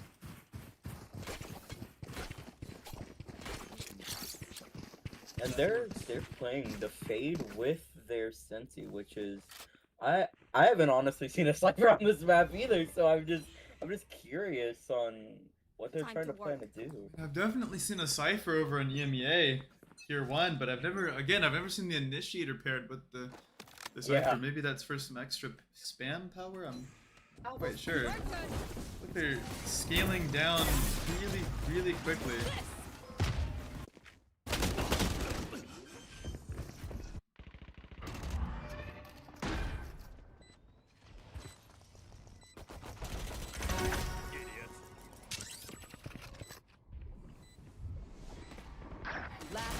standing.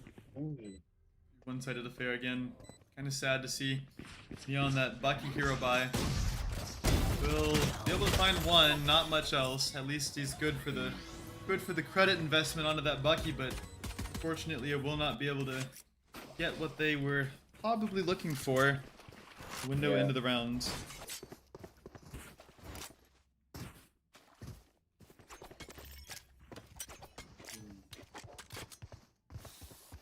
And honestly, I think some of FRC bought up a little bit because not all of them could, none of them could buy actual full shields.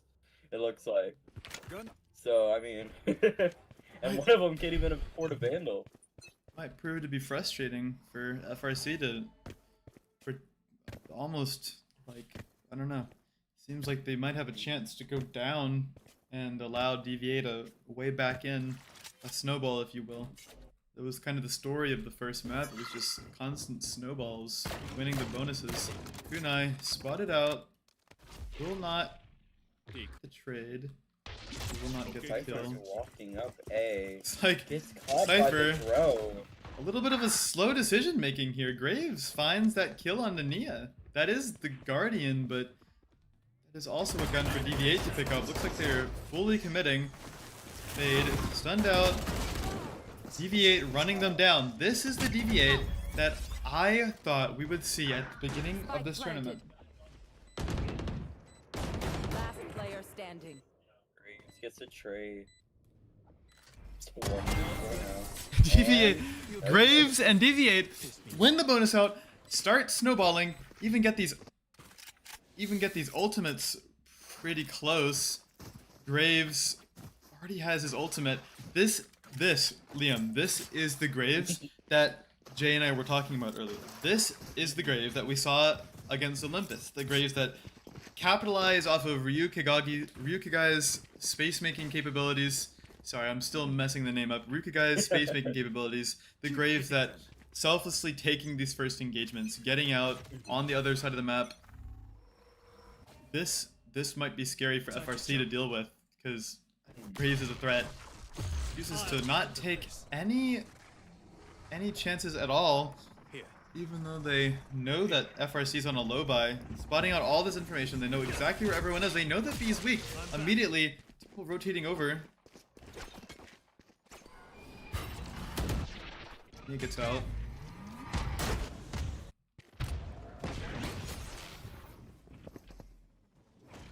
Gonna be a 5v5 retake. We all love to see. What gets the kill? TWZ knows exactly where to shoot to get that spam kill.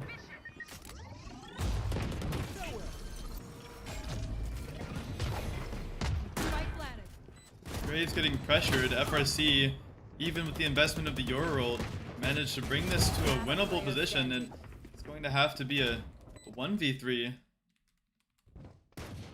Side of Candy. Playing it for Candy and Not be. That's impressive from FRC. Again, FRC never out and down for the count.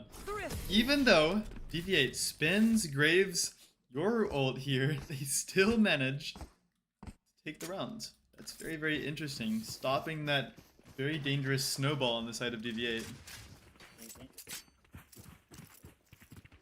Now you can see FRC now has their own Euro and they're one off their Fatal as well. So I'm assuming you're gonna try to do something with that, I hope. Silver lining for Frantic is, or silver lining for DV8 is that at least they can still buy, and at least they have the Neon ult.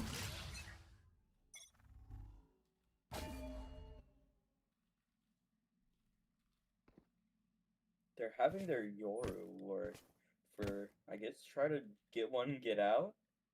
I'm assuming. Ryuki They know guy where they play now. spots Kunai out. Gotta go. Shortcut.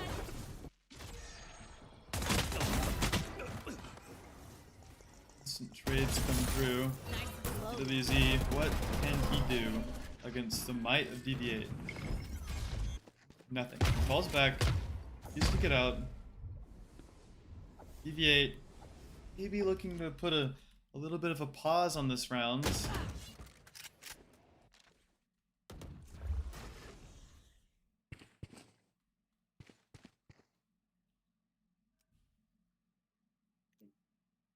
they're rotating back. It's like Nia on the other side, getting a little bit suspicious. Calls some of her team back. Katanti chooses not to rotate fully.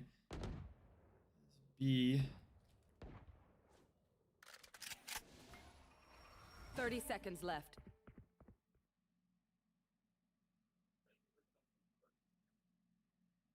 It's like they're gonna try to re-hit B. TWZ sussing this Okay, out. good call. And they do send it. This pause worked absolutely perfectly. 10 seconds left. FRC with no information chose to rotate 2 back over towards A. However, they will be in position to fast flood back onto the site. There's Katanti getting 2, but Graves managing to equalize this back out. Flashes through. Can he be the hero DV8 needs? Sing! Really taps, but not on Spike yet, and Graves knows that they just got on. What can Graves do? Nothing. Absolutely nothing. FRC, absolutely masterful plan. Even though they rotate Fade and Cypher back over towards A, they quickly get in position to fast flood against the might of DV8. DV8, although they do put an incredible pause, play it slow, play it careful, they still manage to lose the round just based off of FRC's incredible fast flood. Even though Graves had some incredible heroics, it frankly wasn't enough, and this is the other side of that double-edged knife almost, it seems, that whenever DV8 is, whenever Graves on the side of DV8 is doing well, the rest of his team isn't, activating so well, but whenever Graves isn't doing good, his team is, and it seems like a little bit of a trade-off from what we're seeing so far.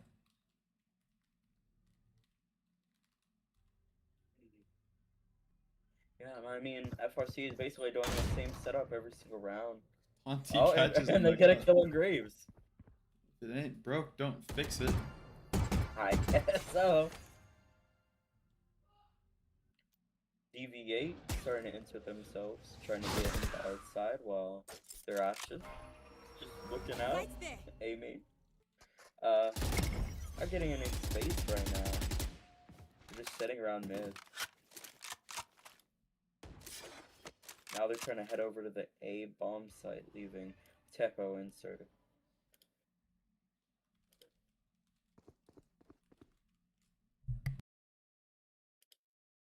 They finally grab bomb as they all start walking slowly but surely over to the A site.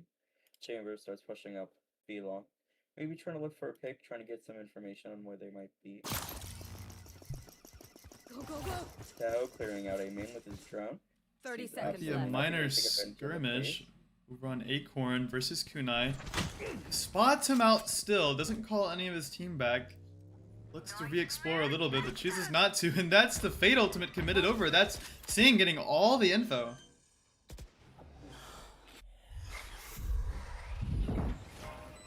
Just to get the kill.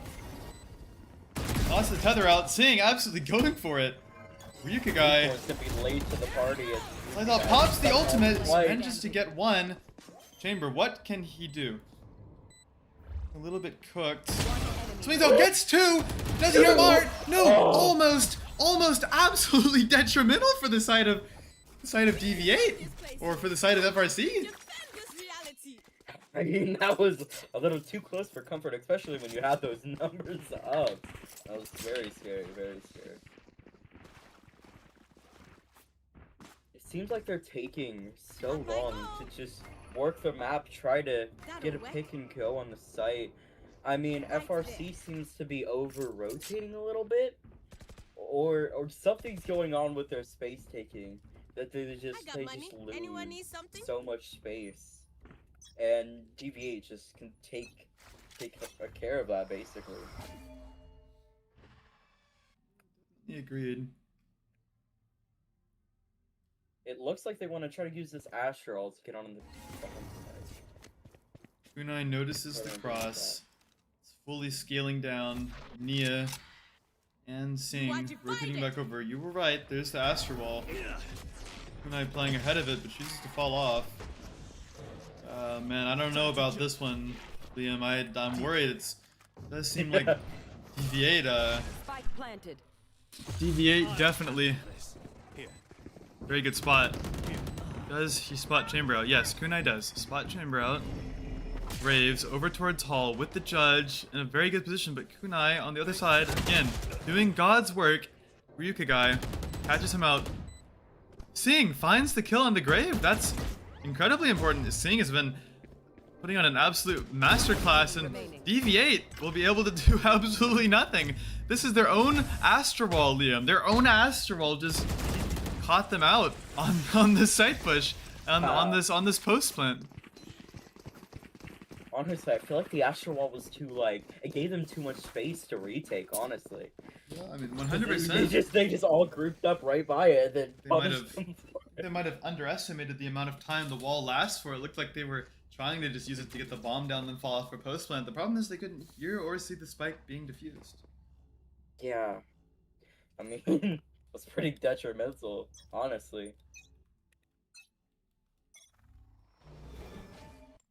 Instead of FRC, they're still doing the same exact setup. Nothing's changed, basically. Astra. Although very popular angle. Manages to get the kill out on the Graves. That is the heavy hitter down. However, Ryukagai and Acorn not far behind. At Teo ult, masterclass. Neon slides through, stopped by TWZ. Sing, Nia, Katanti left to fight this one out. Looks like Animate will not be able to close out the kill on Katanti. That is a Teo ult that has been committed onto what is a kind of broken buy on the side of DV8. Will Acorn be able to do anything here? Looks like he's trying to get a pick through mid. Maybe try to work the map a little bit. I mean, he has 50 seconds. But it's 50 seconds enough to kill 4 people. Katanti calls his team back. Might be able to meet. Oh, Chamber gets the camera. Nia knows where they are. Be able to get this bomb down before anyone can rotate over. Katanti might have a 30 seconds good timing, except no, their own cage helps them, but in the end it's a pretty what's the word? Pretty disappointing end, I guess. Just gets caught by the trip and wall bang. I mean, how much you can do about that, I guess. The Cypher setup has not been finding any value, but looks like we will be able to see a little bit on this round of 8. Coming into round 9. At least now DV8 know where the Cypher trips are. I mean, maybe they'll try to go A side, try to break them, because they know where the camera is. They know where at least one of the Cypher trips is. This has been a huge issue on both maps so far, where Sentinel utility is not getting defaulted through. DV8 on a save in the round 9. You want to play? Let's play.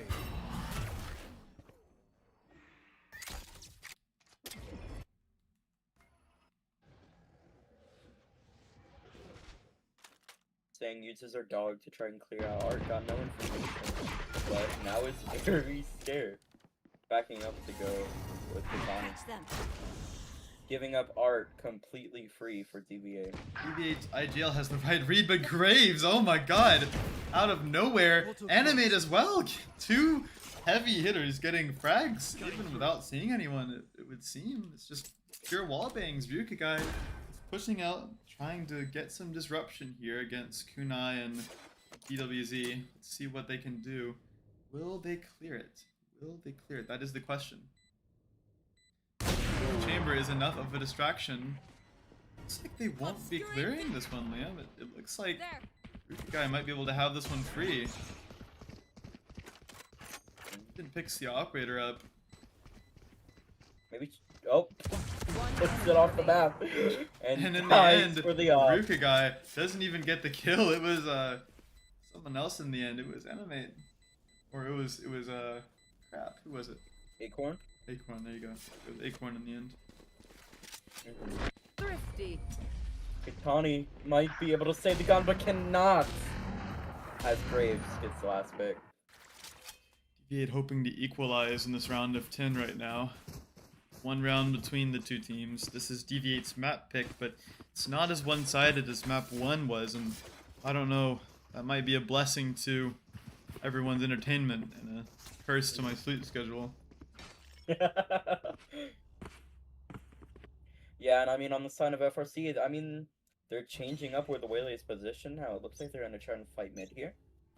After recognizing how much DV8 likes fighting mid.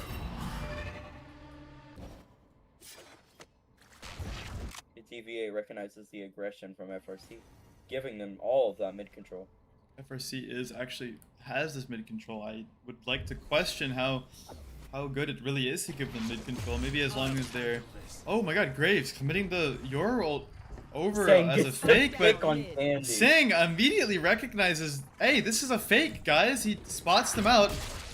Graves not able to get anything off of this. DV8 still managing to find 2, even though their fake was sussed out. There's Nia and Kunai pushing out into Art. There's Acorn hoping to take the space back. Might be able to find Nia. Oh, the timing! Liam, the timing! Oh my god. Kunai alone on site. Finds a pick. Can he find one more? No, he cannot. Have a flank. TWZ might just win this round for FRC. Will it happen? Oh my god, it looks like it might just happen. DV8 losing this round, not able to equalize quite yet. 6-4 at the half. It's 2 rounds between the two. DV8 might have a better defense prepared for us, but might I say it's not exactly an issue of game plan. It looks like FRC is really more prepped, and DV8 worried me by hovering random agents. I wonder, I'll have to ask in the post-match interview, do they have anything prepared, or is this map pick just practice for them? Do they have that much confidence in their own skill as a team? Wouldn't blame them, but maybe that's a little bit of a reach.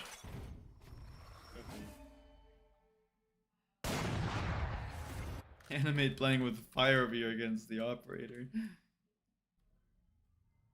Tonti and Sing. Notice Graves pushing out. Immediately neutralizes mid push, but Ryukigai tries to keep going. Graves spamming through, gets caught out by the Prowler. No, he does not. Instead, it gets shot. DV8 in a complete reset. Chamber, Acorn notices he does have space over towards Art. Just a little bit of shallow control, but Nia watching on the camera. Tonti and Sing choose to reset over towards Street. Hold these positions. Art is getting pinged out by DV8. Looks like they do want to push in. They found the camera. They reset off of this. Sing starts to float over towards the A site. TWZ and Nia just holding steady. Hope TWZ is confident in his own abilities. Yeah, I see why. He indeed is. Katanti gets another pick. This looks like it's going the way of FRC so far. Getting caught out on this mid push. It's not the greatest from them, to be honest. Katanti will find Graves. A little bit of a sleeping at the wheel situation. FRC 7-4. One more round in this half. They have a guaranteed 2-round lead. Can they extend the lead to 4 and get a very good head start on this attacker half that hopefully will be more difficult for FRC? I'm not saying that because I don't like FRC, but it would be sad to see DV8 pick this map and then not have anything for it. It looks like their attack is getting completely neutralized by FRC so far, even though they are playing the Cypher, which is not as good as a pick as the Chamber or the Killjoy, or even the Vito these days. But Nia's making it look pretty great. Swaps over to B side now. Rukagai and the pack all down A. Being held by TWZ on the operator, finds the pick on Rukagai. That is the hard entry down. Teo, drones, they choose to speed up instead of rotating, and they might have the right call because nobody on FRC is rotating. They hold strong. Looks like Nia starts to float over towards A. Graves fakes the teleport. It will be spotted out by Sing, who chooses to spend the ultimate. Whaley as well. That's 2 really big ultimates expended, just making sure FRC doesn't, or DV8 doesn't get onto the site. In fact, they even spent the Yoru. That's 3 very, very big ults spent. I would call this a win for DV8, even though they are down a player. That's 3 big ultimates on FRC they could have used for retake. I'm all for spending all the ultimates in the last round, but is it really necessary to spend this many? Sing gets caught out again. TWZ making sure they put the lead.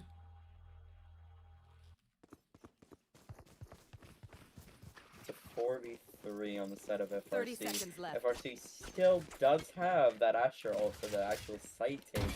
But will it be useful this time? They're doing They the choose same to Asher do the ult last same time. exact Astro Ball. I was about to say. Oh, and Nia misses the jump up. Maybe wants to play through the smoke or 10 seconds takes a left. very, very aggressive angle. Early angle. Immediately it's caught out by Acorn, who had the game sense, the knowledge, and even crouch spamming a little bit, doing some teabagging onto the side of Nia. On the other side, TWZ gets another kill on the Graves. A little bit of spam through the smoke. Acorn sitting inside that smoke, and Animate gets the kill from Halls. Can Acorn extend the lead or close the gap a little bit? Katanti and Acorn doing the dance around Acorn in a 1v1. He's put himself in a very good position. Kunai versus Acorn. Looks like Acorn will be able to close the gap to just 2 rounds at the half, tied. Switching sides. Damn. I mean, the 3K to clutch up the round is pretty nice, huh? So much so. Liam, let's talk a little bit about, I guess, just DV8 failing to have a very, I mean, it looks closer than it was, to be honest with you. FRC was able to string together a very impressive 5 rounds, showing a ton of mental fortitude, even in the face of DV8's 3-round bonus win. I think it's incredible from FRC to be able to, even after a tough map loss on their own pick, be able to come into this 3rd map, or the 2nd map, and even though they lost the bonus, be able to start snowballing some rounds. And DV8 did good to get 5 rounds, but they don't have anything to show for us on this defense half. I would be pretty worried. And Graves started pretty hot. He's been a little bit quieter, 10-9 at this point. Acorn 14-7. His chamber play will prove to be the make or break for this defensive half, if he can continue. The one thing about not getting that many rounds on attack is on defense. They don't have that like passive info. Like, I mean, they have the chamber trip, but they don't have the fade eye. I mean, it's just honestly just solo Tejo will be. I mean, unless they just fight for that space, I mean, it's gonna be really hard to get that constant info. If FRC plays really slow, it'll be really hard to figure out where they're going unless they already fought for that space. I agree. In fact, these guys don't have any rechargeables. There's no time-oriented rechargeables on the side of DV8. That is, I think, in my opinion, a huge weakness in this comp. I think this comp would be a million times better with, even if you just included like a fade or a Sova, or even if you just something else. I mean, I think all you really have to do is swap the Yoru out for a KO and you have a good comp. In fact, the issue is just one character you have to swap out here, and then you have more info to play around. And I think you're right. No rechargeables is going to be an issue against FRC, who have a rechargeable. They have the Fade Eye, they have the Fade Dogs, much more information to play around the very weak DV8 comp. But DV8 are not afraid to play Mud Valorant. yeah, and I mean, it looks like from right now, they might try to fight up A.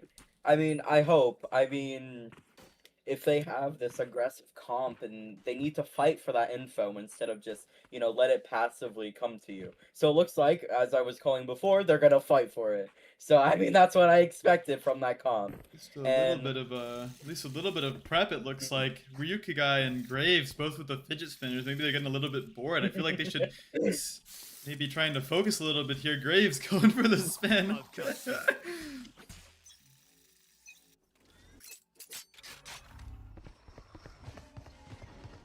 Fighting out. Alright, and they take the A main space. Grab the orb for Tejo.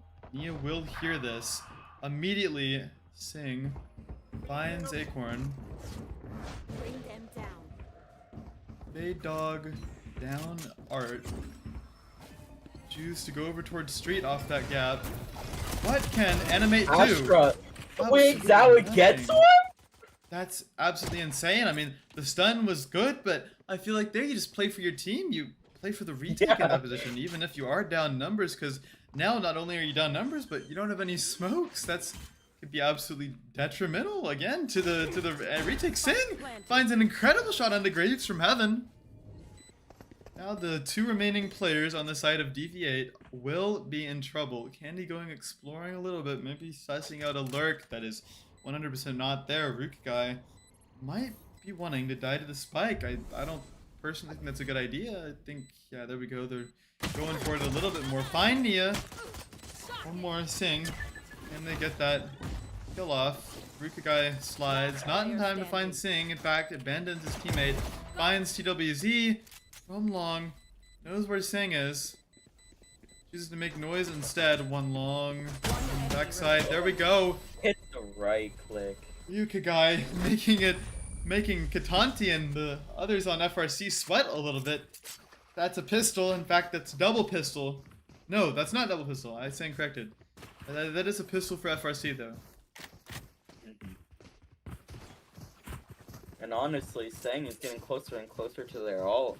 I mean, with all those free picks that they've been getting, I mean, they're 4 out of 8. I wouldn't be surprised if they try to grind for that ult, honestly. I definitely agree. Covering it.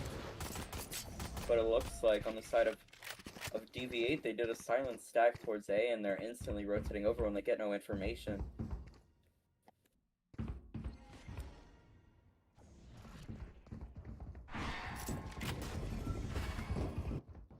Acorn takes all of that mid control.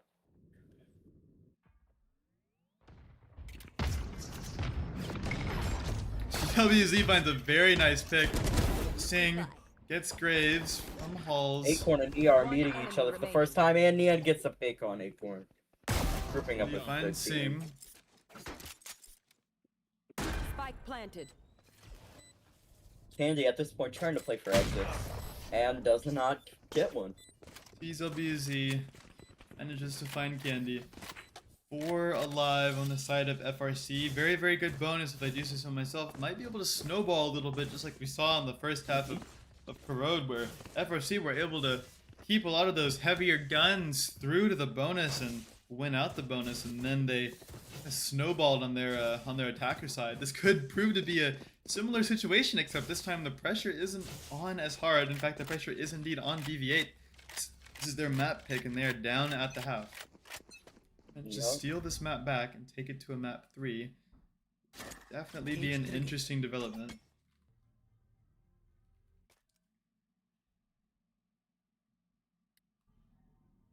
Everybody playing just really passive on the side of DV8.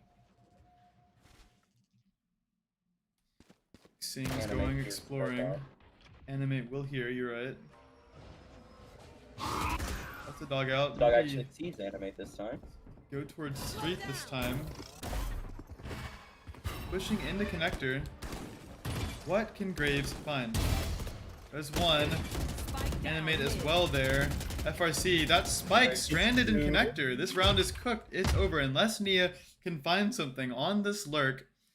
It's like Acorn absolutely not aware. Graves activating even on this anti-bonus. Nia, a little bit of whiffiness. Still managed to find one more, but in the end it will be a pretty decently clean round out from the side of DV8.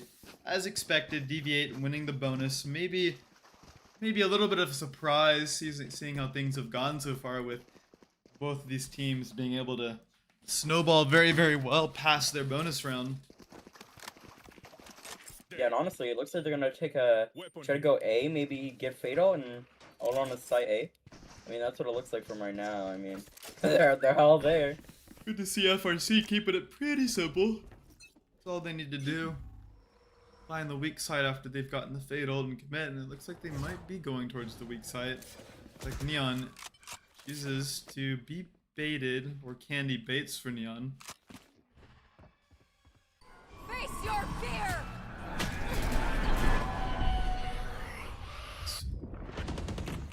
Dashing on, TWZ, Kunai flashing out. Acorn just alone in middle trying to find a lone pick. Animate with the sheriff. Like they are grouped up over towards Flowers, and Rukagai gets 3 out of absolutely nowhere. They know that they're main. Can Rukagai find the 4th, or can Kunai manage a miracle? Kunai has been good, but Rukagai has arguably been better. Looks like they get ready for the flash. Does find the blind, but DV8 Graves manages to find Kunai. Rukagai, absolutely insane work. Out. I did not manage to catch that, but I wish I could have seen what happened there. I might have just been 3 random spams. I saw one was a wall bang at least, but either way, Rukagai's been absolutely insane across both maps. A little bit of a, not exactly a hot topic, because Rukagai has been overshadowed by other players. Definitely Candy and Graves have been big discussions so far. Rukagai's definitely been a heavy hitter, even if it isn't as loud as Candy or Graves. These 3 pushing up long. This is what Teo is good for. Acorn manages to get 1 and get out, just like the chamber should. WZ, full committal, finds the Bucky kill onto Acorn. That's a free A site. Can Animate do anything about this? Puts the star down, concusses. No, instead of pushing out again, chooses to play it safe. Nia still manages to find Animate. No matter what Animate does, it seems to be the wrong move. Rukagai and Candy rotating back over, gets caught out by the tripwire. Nia doing some work there. Kunai and Katanti. Right there. Know where Rukagai is.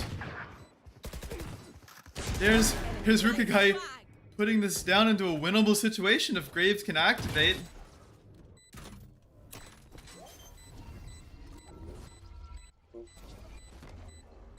1v2 situation, the time is ticking down. And it was a Thrifty on the side of FRC.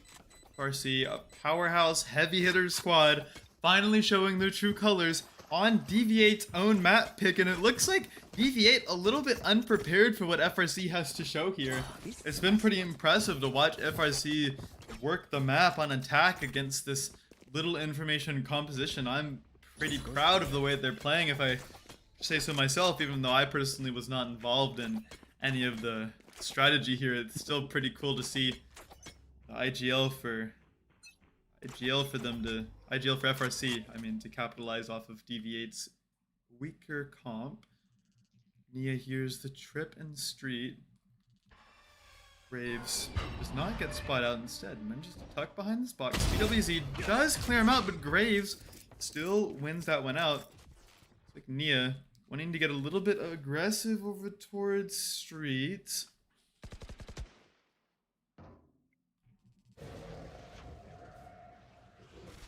The Prowler dodges Animate, and Animate doesn't find Nia. That's the whiff of the match. I don't know if that's worse than Darion's, but it's still pretty terrible. I came back to see the whiff of the match, I see.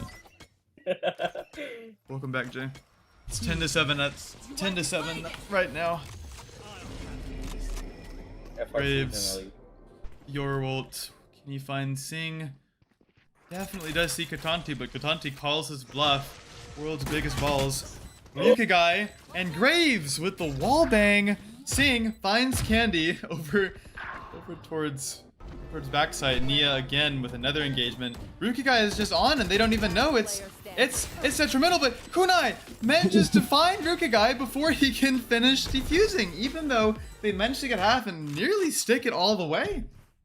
It's impressive. That was, too close for comfort, everyone. Yeah, timeout here on the side of Candy. I can understand why FRC, even though they did win that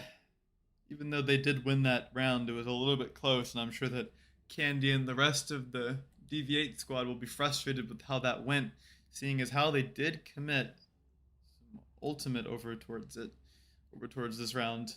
The Your ult ultimately not finding any value, or maybe a little bit, but nothing worth capitalizing off of. Also, in another like turn of things, I just really felt like we needed to talk about here. This is this the elimination game? I believe so, right? This is not only an elimination game, but also a playoffs qualification game. The winner here will go out, and that's crazy, seeing the caliber of these two teams. If FRC had played this well against Matcha Kittens, I wonder, would FRC have lost? No, I don't think they would have. And it just goes to show that they've had dramatic improvement in such a short time. But is it gonna get cut short? Like, it might be. But honestly, right now, it's not looking like it. It's looking like we're gonna need a map 3 to decide who can really move on and who's not gonna be able to make it to the playoff stage. I, for one, am excited to see a map 3 if FRC can keep it clean and not choke. Something we are familiar with on this team. Acorn does not get that first pick, but they do manage to smoke it off. There's the Yora with the knife. TW, he sent it in the backside. Does not find Acorn. A nice shot. If I do say so myself, I didn't see it, but wish I could have. Kunai and Katanti fall off. They have space over towards A main. Nia's lurked up. Rukagai calling Acorn back. They're stacked heavy towards street. Katanti and... Oh my god, Rukagai finds the lurker. FRC are out of options. It's either a site that they have no information on or the site that they know is stacked. And even though it isn't exactly stacked at this point, DV8's definitely in a position to fast flood, seeing slowly walks down street. Find Animate. He does. Animate gets caught off guard. Behind him, he has to turn around. Wait, is he gonna clear it? No, he's not. He's found. Candy Vine Sing. 30 seconds left. But on the other side... Enemy remaining. Oh, Graves hits a nutty shot on the kunai. And now it's Katanti in a 1v4. Right as we were talking about not choking, FRC shows us a little bit of a worrying sign, but maybe the timeout was for a good cause. Know where he is. Rukagai dies, but manages to stun. Double stun even. 10 seconds What left. can Katanti do? Manages to die instead of tucking. Candy finds the kill, finds the Teo ult, gets DV8 in 8th round. Manages to die. It's crazy. Look, all I'm saying is that if Katanti tucks instead of keeping on fighting, he probably gets a good like 1, maybe even 2. Honestly, I think he's good for 1 there. But I can understand it as well. The nerves getting to Katanti, I can understand the thought process. I need to swing. I need to save this round, and so Katanti maybe makes a little bit of a poor decision, but it's okay. They have breathing space here. 11 to 8. The economy is still good on the side of FRC, but this round is a very important round. Both teams 1 away from an eco round. There. And really interesting thing here, we see DV8 push up the A main space early. Sorry, we'll get some.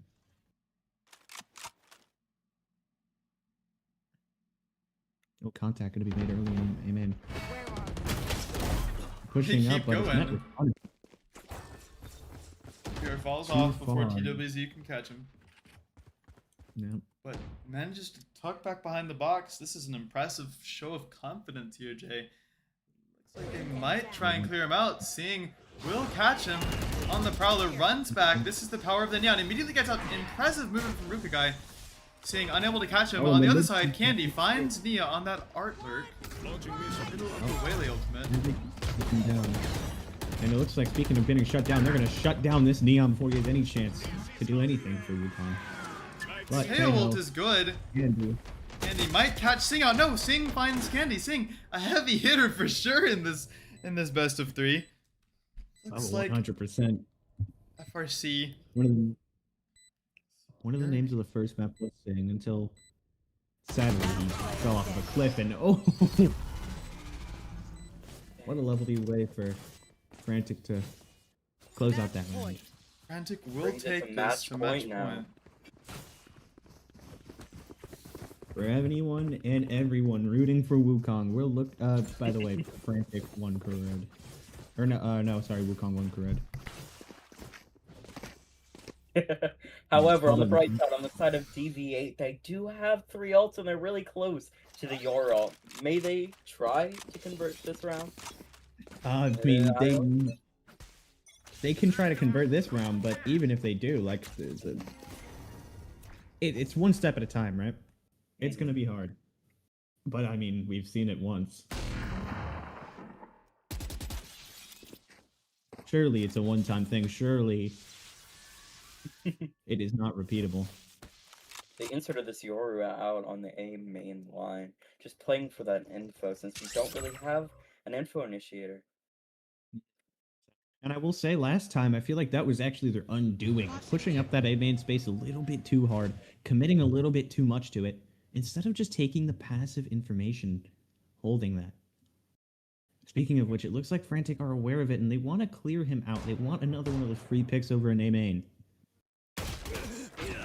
Oh, and they're not quite able to find it, but they are able to find a good amount of damage. Graves getting caught down. Sing swinging finds Graves, manages to bring him down even lower. Sing has absolutely no fear. Candy with the shotgun and R. Maybe And not Graves. good positioning here. TWZ does not. Cut out. Face your fear.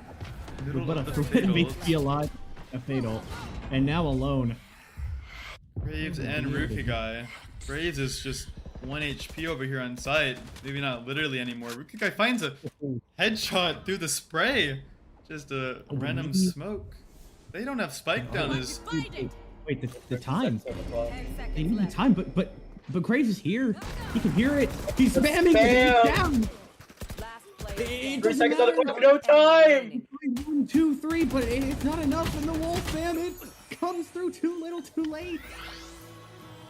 Like DV8 holding out here, not gonna go down so easily. FRC might begin to get a little bit nervous now. They still have credits. In fact, it's DV8 who doesn't exactly have the economy for a buy, even though they won that round with so many people going down. It just wouldn't make sense for them to be able to buy. Graves 20 and 15, although his impact has been heavy. It is a little bit top heavy on the side of DV8 right now, while FRC flipping the script, TWZ buying the attack operator, trying to hit over towards a weak B site. DV8 a full 5, committal over towards mid. Here. And not weak, it's empty. There's It is nothing here. completely empty. It's like All FRC there is might is be that psyching chamber themselves trap. out. I just don't quite understand what the game plan here by Wukong is. Might be I playing guess for they have the ults for the retake, but that's only if they decide to play off towards main, no? just been an incorrect read from the IG on the side of DV8. Maybe he thought they've been fighting mid a little bit weaker. Maybe they'll fight it heavy now that they're in a bad spot. But reality is FRC's not in a bad spot, and in fact they're in a very good spot now. There's a full map reversal going on here. Kunai finds Rukigai. Great swaps the Euro roll. Can't quite to shoot the Yor out of his ult. And again, that retake, it's not looking too good unless Graves, you know, finds 2, not quite enough, that's it. A solid map 2. We are going to a map 3. Ridiculous. Now we've seen both sides of the coin. We've seen Wukong come back from a miracle, and now we've also seen Frantic, well, just really dominate, to be honest. But the question is, which one of those will come true on the third and final map, the one that really matters more than any of the other ones? Let's go. Someone's really happy about it, huh? Really happy about I'll be Oh, right thank back you. during I'll be right back for during that. this break. I have to take a bathroom break. Yeah. Oh man. I will say, out of everyone else, everyone who's watching this, who's watching? Are we streaming this only on YouTube, or are we streaming on Twitch and YouTube? Do we know? I don't think it's on Twitch. There's 16 people watching. 17, sorry, 6, 7 on YouTube. So sorry, I had to. Fucking hell! Oh my god! we gained a viewer for that. Trust. I do not think that. I think that if anything, that stream delay, and we're gonna watch the viewer amount as soon as we get to. Oh, there's 19 viewers now. There's 19 viewers. Oh my gosh. How long's the stream? Well, for me, I'm actually, let's see.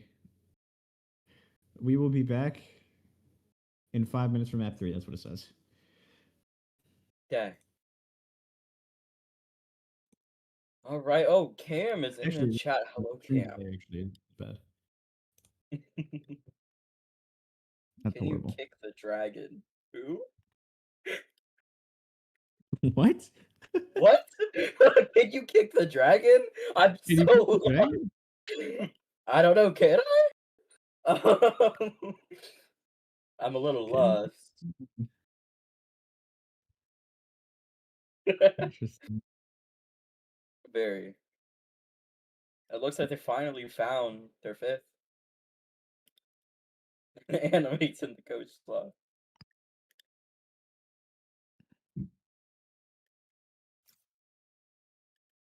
Oh my days. Izumi is finally here. So excited. Oh, Izumi wasn't here earlier? Yeah, they finally got the DV8 finally got their fifth. And so Holy third map, they shit. finally got their fifth.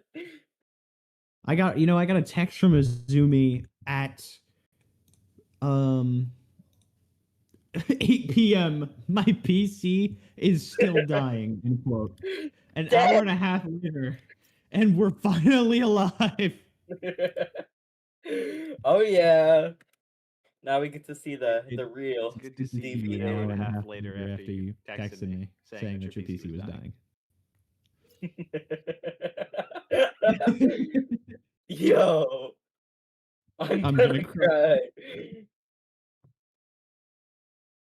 I mean, it's Absolutely. 1-1. It is. So It's It's okay. You're here for the most important part. This is where it all matters. just put Valor on a USB at this point. Love it. Lovely. Oh, honestly, I haven't seen Izumi play before, so I'm ready. I've heard great things. I think I've seen him play like a couple times, but I honestly don't remember. It's been a very long time. But I've definitely heard great things about Izumi. And their performance and matches. With that being said, I think that like this team has been really nice. This team has been pretty goddamn good so far on the side of Wukong. A lot of the players have had their moments, although players from really like, and I do want to point this out: Frantic don't win off too many individual plays. Like TWZ, I'm just gonna say TWZ. I don't know if that's how you're supposed to say it. Was insane throughout the corrode and the and especially that pearl. It took them a while to heat up on that corrode map, but when they did, it was pretty amazing. You saw the same thing. Back with a very important update. from- I have from pizza. Steam. Yes, that's right. I have some very premium homemade pizza. Ooh, homemade, yummy. Breaking news! We drop into the stream, guys. Breaking news! I have pizza.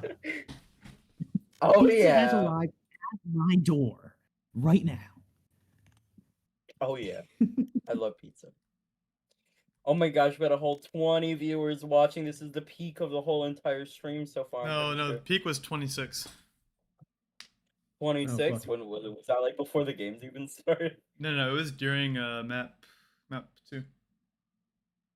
2, really? Oh dang, nice. That too was a banger. Map 1 was a banger. Map was a banger. Yeah, it This was. entire The series has been a comeback banger. story. It really has been. It really has. For real. Back and forth, plays off plays. And now, They finally got their fifth. They got their fifth back. Yeah, DV8, their fifth now officially. Yep. So we'll be able to see the real full team in action now. At least I will. Yeah, the question is, Right. will Frantic get blown out by this full power roster now, or maybe not? Maybe Frantic really are just that good. Maybe they really can, take maps off of some of the heavy hitters in the league. I never thought I'd say, can Frantic take a map off OLY? But if we believe that Wukong can, then and FRC. What did I say about them? I almost wonder the fact that DV8 hasn't been playing with their full 5. We saw them pick Pearl, but then they were pretty uncertain about what to do on Pearl. And That's right. I wonder if that was because they didn't have their full 5, and now that they're at full power, I don't know, I'm a little bit worried for you know, whatever they are. I would Yeah, like to, whatever. they are. I would like to point out, however, in the last map, or in the first map, we saw Nia go crazy on those lurks, and the second map, we really didn't get to see that from them pretty much at all. They got shut down for a majority of the game. Yeah.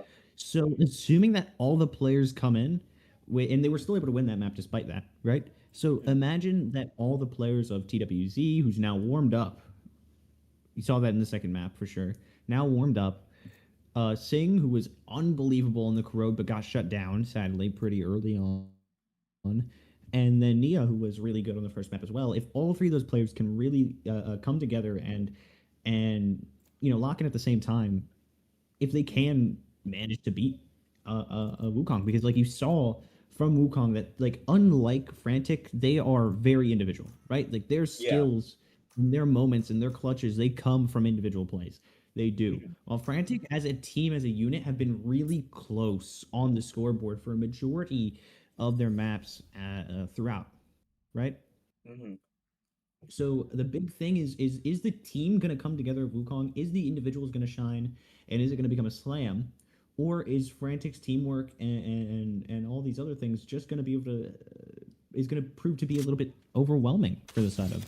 Like Frantic hovered a couple different comps. First, they started on a triple duelist comp with an ISO, and now they're settled on a solo duelist comp with 2 initiators. I wonder if Frantic have gotten practice on this map. That's a little bit of uncertainty from Frantic. I'm worried. And on the other side, we have DV8 playing the very famous G2 comp, or even the Team Liquid comp, I guess, with the double dive. Yeah. Yeah, 100%. And I do gotta say, I am worried, right? We saw Frantic, they hovered a lot. They seemed uncertain, at least to say the least, thinking about the Waylay, thinking about Yoru, I think, for a second there.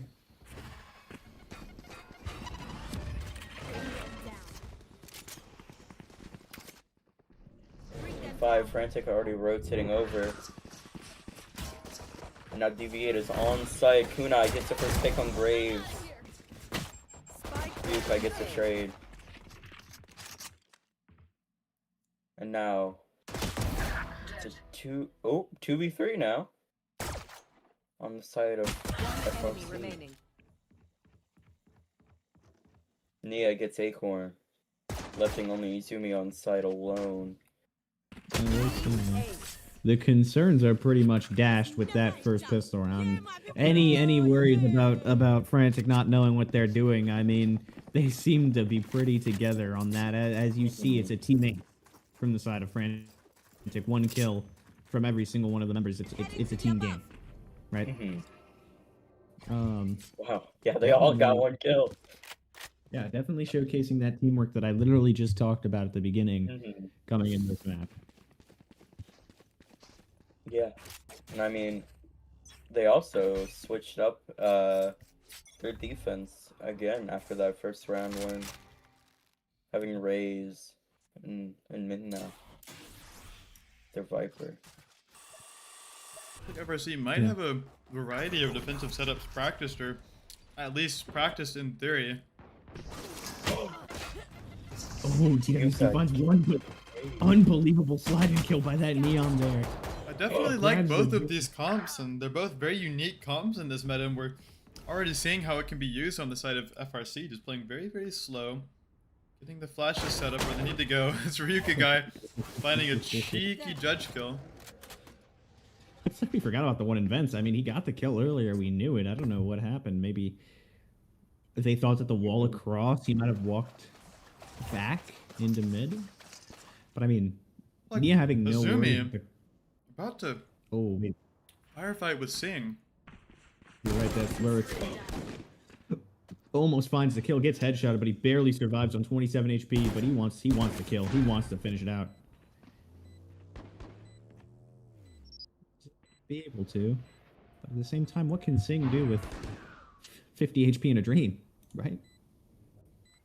2 Bulldogs. Down numbers, a bomb planted, time's ticking. As the inevitable just seems to slowly become true. The Frantic are not gonna win this second round. And we're gonna end up going 1-1.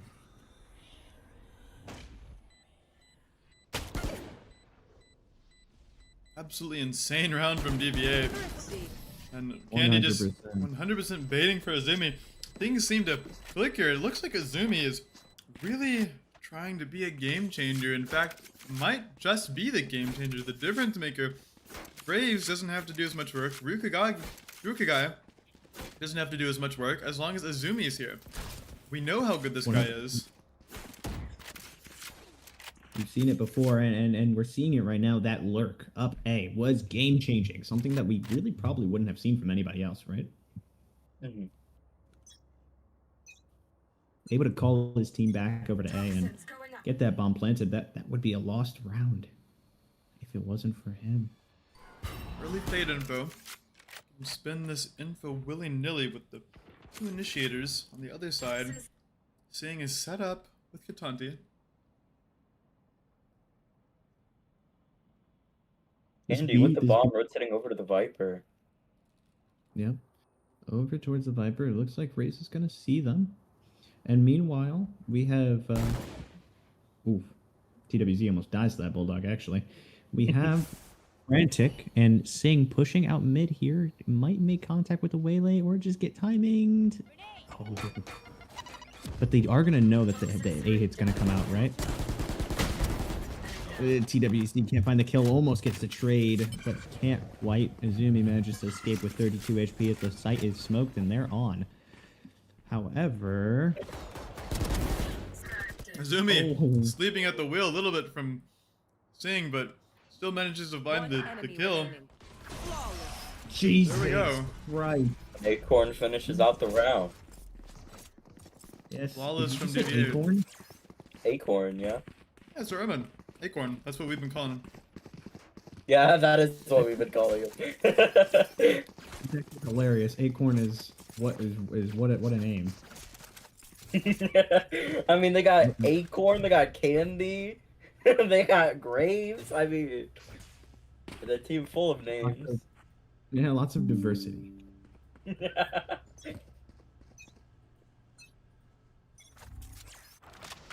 like they're 5 stacking over to the B bomb site. This is gonna be, I feel like a thrown round. I feel like you never like to hit B straight up out of the main like this. It's like you always want that mid space. Very scary. But I guess I might be proven wrong. Here we go. Mia gets absolutely destroyed. Sing manages to find one. Look for a second. Can't quite find it. One more back sight. Standing between them and everything else. As he gets one. Two. Cannot find 3. Is it going to be down by Candy. Oh my god. Kunai manages to find one. Orange on a 1v2. Fake teleport. Position revealed a little bit. Another fake teleport, but I mean nothing. However, TWZ might be chastising himself for throwing this round if Kunai manages to not find this kill. Eli sent straight over the edge. Both wrapping each other now. Ring around the rosy. And they both turn.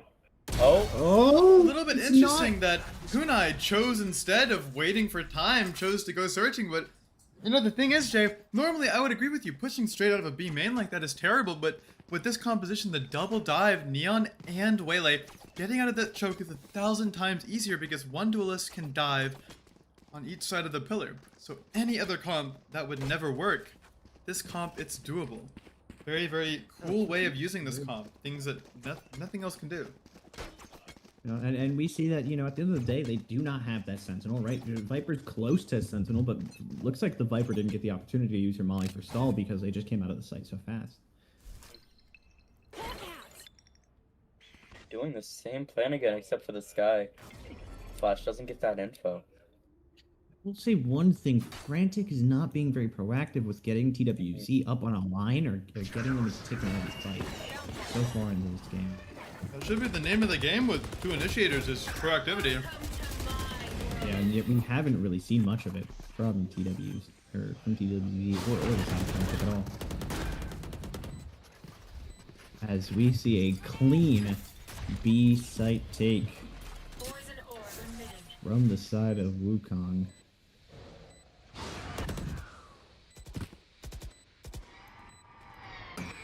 All that is left is, well, there's nothing left. Oh, but TWZ apparently.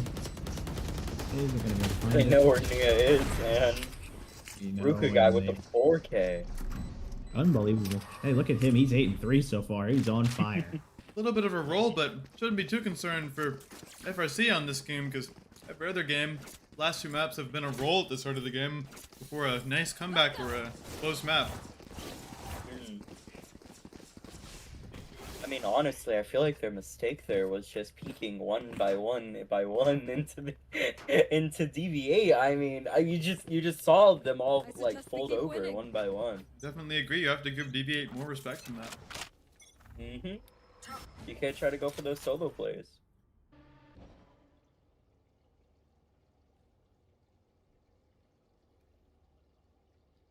Speaking of which, I'm gonna keep my eyes on this Neo. As he almost finds Neo. Can't quite find it. There's the Viper stall that we desperately needed. And looks like they're gonna take this opportunity to clear up this mid space.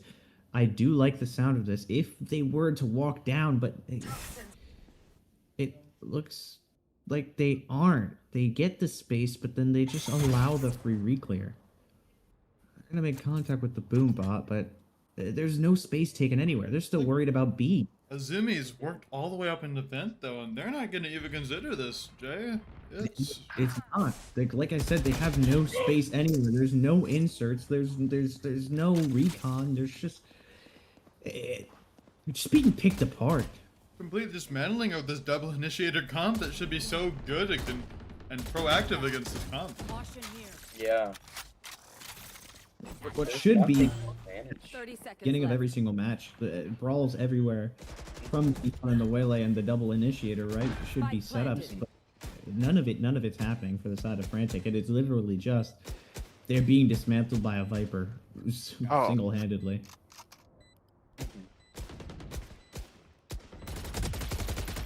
Satchel out. Last player TWZ gets standing. some Viper and shifting, Nina. but could not connect the kill. TWZ with so much to do and so little time on his side. The inevitable will happen as 1-5 up. DV8 Wukong takes a large lead. Yeah. They're down 4 rounds at the start of the map. I mean, at this timeout is probably needed. They haven't been really fighting for that aggression, especially with that double initiator comp. I mean, they might have to try to do a trap play maybe on A with the fade, raise, sky, or something. Just try to get this round. I mean, they're kind of poor. They could try their best, but I mean, 5-stack A, run it down. I say that's a good play. I don't know about you. All we can Just hope for try is to that get something. all we can hope for is that Nia will be able to rein this back in during this timeout. Mhm. I trust in Nia's capabilities as an IGL. I'm assuming that's her position, but I'm not quite sure if Nia will have the correct adjustment, or especially with the lack of practice that I might just be guessing here. But this comp doesn't seem like it's very well drilled. It was a little bit of indecision. Yeah. Looks like they just 100% don't know how to definitely. play this comp. Yeah, they don't know how to play this map. It looks Yeah. like we weren't really expecting it to be let through, but now they're here, and now their backs are up against the wall, and now everything depends on them coming back into this split game. Mm-hmm.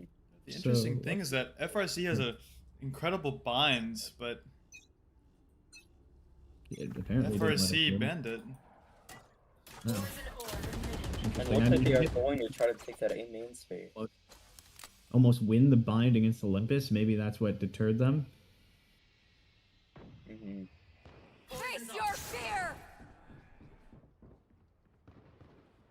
Oh, Katana just got util dumped, stuck alone on site.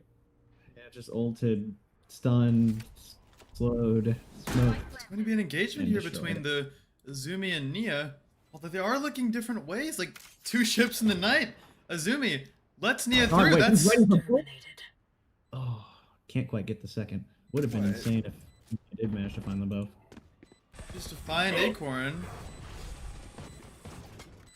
Falls One back for enemy now. Have Heaven Spades. Acorn is a nice shot on Kunai. Sing sat down by Yukai to end this round. Coming in to round 7. Looks like FRC completely folding. However, if they use these ultimates right, they should be able to edge out 1 or 2 more rounds. They play conservatively. They get proactive. They are pinging out A main. I wonder if they're wanting to fight. However, looks like DV8's also pinging out A main. Even up ramp. They might just want to full send it with this Neon Waylay combo that we saw G2 and Team Liquid run so much in Tier 1. Excited to see how this goes. The instant paranoia flash will push TWZ off the line if they so choose. However, stalled out. Raze pops that ultimate. Kelson connect. Looking for it.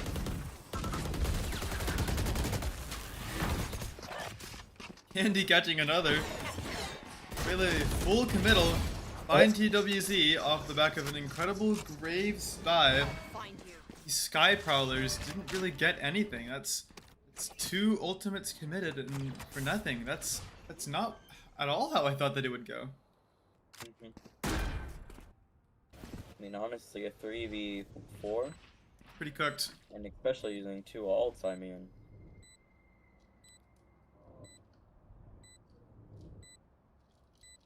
Guess they're just gonna have to try to play One fair enemy this year. remaining.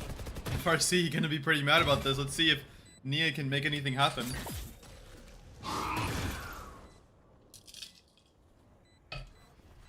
Need to call for a save at this point.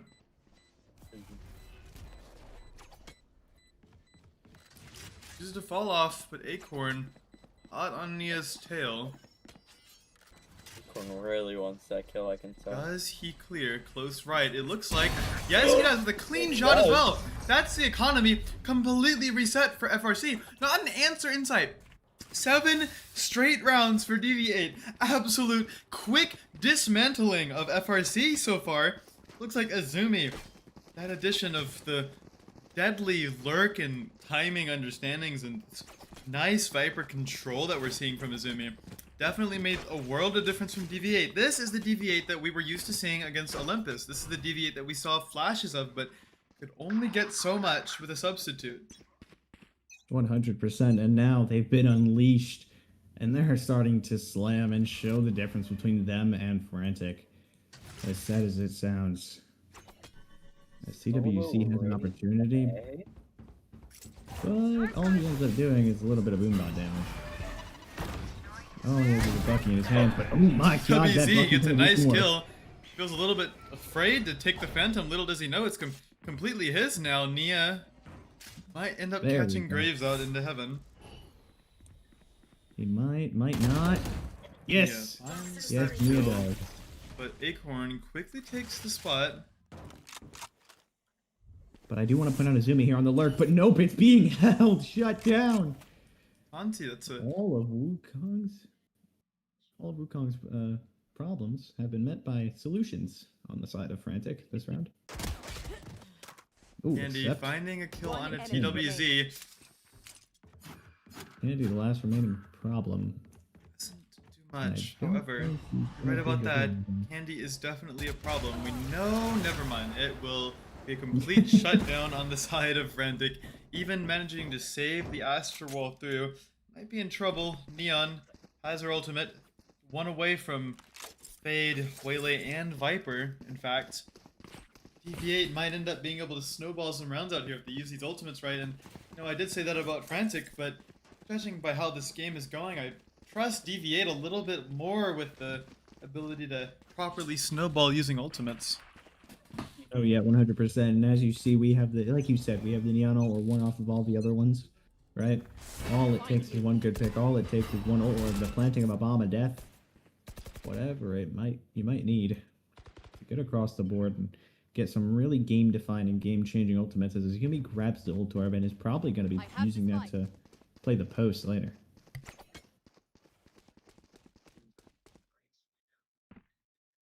And I mean, we're just grouping up over to B. But B is going to get cleared out. We're going to see this. Is going to change their mind, it seems. They've been spotted out. They don't really know what to do now, it seems. They're a little bit confused. Grouping up to hit mid, I think, or come through mid. Potentially through mid to B or mid to A. We mollied ourselves off. Whoops. Nia's gonna get flashed and they're gonna go straight into mail. They're gonna dive through and that's nothing is gonna happen. Nia's not gonna do jack shit about that. Sing. Ruka guy sending it on. Kunai mentioned to find a kill into Acorn, quickly equalized by Graves. Ruka guy, random spam kill, decides to keep going, might be able to find TLC, and he does! Wait. And he capitalized. No! TLBZ! Showing a flash of brilliance in the face of the double push from DV8, but Ruka guy finally manages to find that kill, and the round is over. Azumi finds Kunai. This looks awkward and uncomfortable at best from FRC. Very disappointing, not because of the way this map is going, but from just the way that I've seen FRC play these past 2 games. It has to be better from FRC. I know they can do better, but again, this is a mental issue. They're folding under the immense pressure of DV8's full power. And you saw it happen earlier. You saw the game, and it can't. Let's say it's disappointing, right? We wanted to see a really good series. We have seen a really good series from both these teams so far, but FRC, they just seem to be slipping and slipping away as their chances fiddle out and the hope dims from FRC fans all around. As a favorite looks like they want to take it. I'm out of here.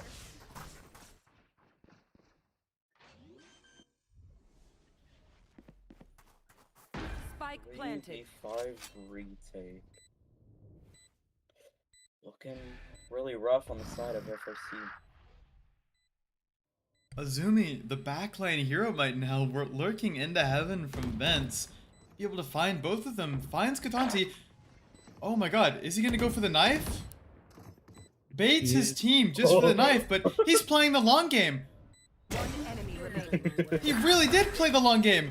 Azumi, I don't know how much value that really ended up having, but it was definitely kind of stellar to watch. Katanti just had no idea. I would be pretty mad if I were Katanti or anyone else. Oh yeah, I'd be when you guys watch back this VOD and you see how long Azumi was following you for, you are gonna be really Oh my days. Oh yeah. This is it's not close, ladies and gentlemen. It is not close. Not at all. That's the last round before swap comes in. The only thing that FRC can hope for at this point is a 9-3 coming into the half. You don't really want to have to hope on a 9-3. Yeah. I mean, the 9-3 curse might pull through. Oh. TWC will find one. That's if we get there, and I'm not sure we will. Guy. So good. Send it in. Does he find Kunai? No, Kunai finds him. It's Katanti and Kunai. Gonna work up. Acorn not going to fold. Finds both! It's Acorn! Absolutely dismantling Frantic. And surely there's no more hope. It's Nia, one person alone. 3 others and they're not ready. They're not ready. Oh no, not and again. Azumi finally gets that knife that he's been looking for so long. Christ almighty. Switching sides. Azumi came in after not being able to play the first 2 games and said, I want to be evil today. Like, what? And now they've been knifed. Now he's the second frag, and now the DV8 Wukong is up 10-2 at the half. You can't even pray for a 9-3 curse at this point. The only thing you can pray for is a pistol round win so you can have a chance to get a little bit of momentum and bring this to 10-4. But honestly, if the pistol round goes to the side of DV8 Wukong, we might have everyone leaving the stands because this match will be over. It will be over.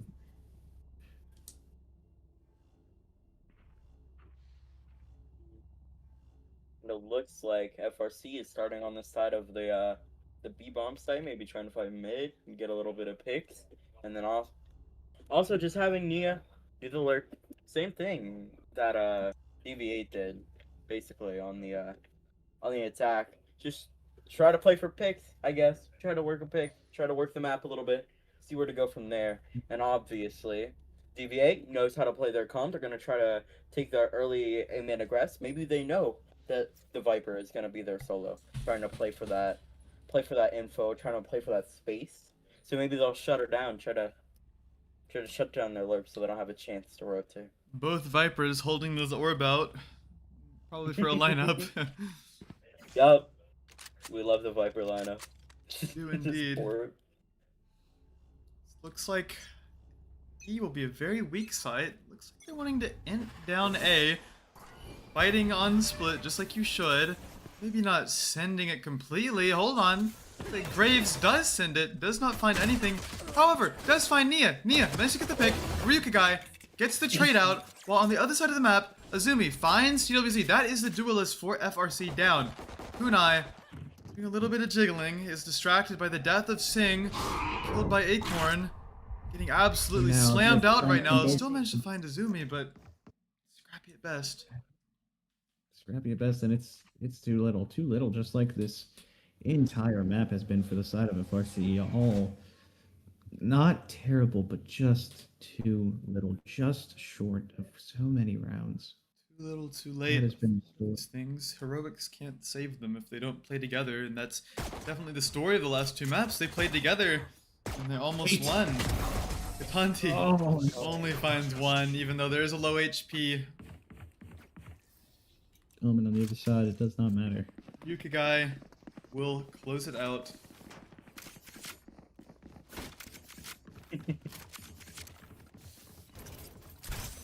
And now with the loss of the pistol run, I have to ask: is it even possible?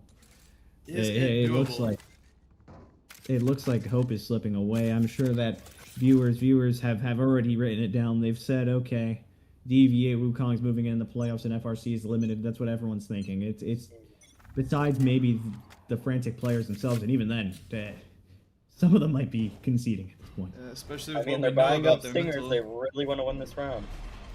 Still fighting them yet. Double information doesn't get much. In fact, they are stopped even with double information. I wonder, is it really worth not just playing a Yoru instead of a Sky and a Fade? If you have someone who can play Yoru, I would just do it. Nia, looks like they will be caught out. Graves letting his teammate fall, but still getting the trade, and you know every single kill is very, very important for FRC. They have to be very, very conservative here. Have to play slower than this with double initiator. It's in the smoke with a bucket. Yep, and he might be able to go huge here. Choose to avoid it altogether. A little bit of random spam. Waylay chooses to show himself. What can Graves do? Nothing. Reveals the Bucky. Does pick up the Stinger. Seized in vent. This is sad to watch. Absolutely all the FRC players stuck in vent. Waylay, Graves, wrapping them in the vent. Tanti be sussing it out a little bit, hearing an audio cue. They end up choosing to send it without any information, and it's kind of embarrassing. There's Ryuka guy closing it out with this outlaw. You know, we've seen better teams than FRC crumble under the weight of this enormous 10-round gap now. Not to say anything about FRC, but DV8 definitely had something incredible to show on split. I think that Jay knows exactly what I'm thinking right now. But it's like we'll sit and spawn for a little bit. Have to buy down now. They might be regretting their poor buy. Best gun they can muster up is a Guardian on Kunai. They might be picking the site right. Let's see how much they can do. They don't spot out Graves might prove to be a deadly issue, because even though this is the bonus for the side of DV8, FRC is not in the driver's seat. You can tell that by the score. Managed to break onto site, but Graves not showing himself just yet, playing conservatively back in elbow, maybe trying to get one, does not find Katanti! That wasn't really a whiff.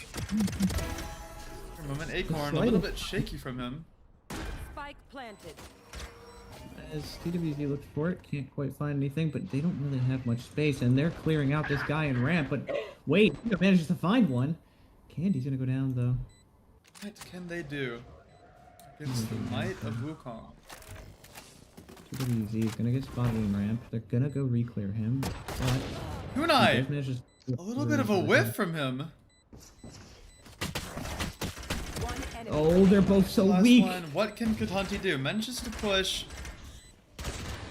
Oh, and that is it. DV8 Wukong, after 2 very close maps, close out the 3rd map in less... In dominant fashion, I think.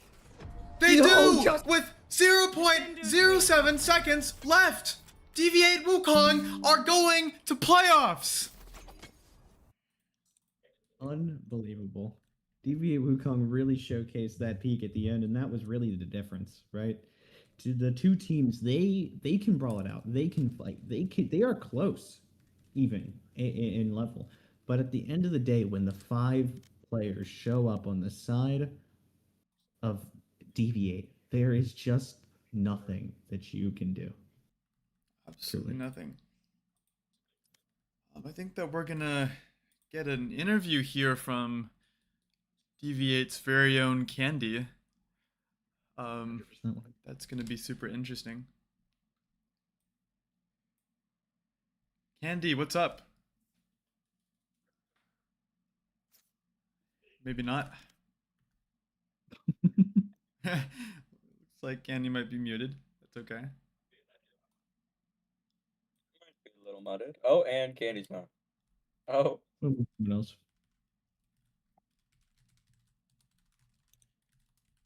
Oh wait, that's a issue on my end. Hold on, I made it to where...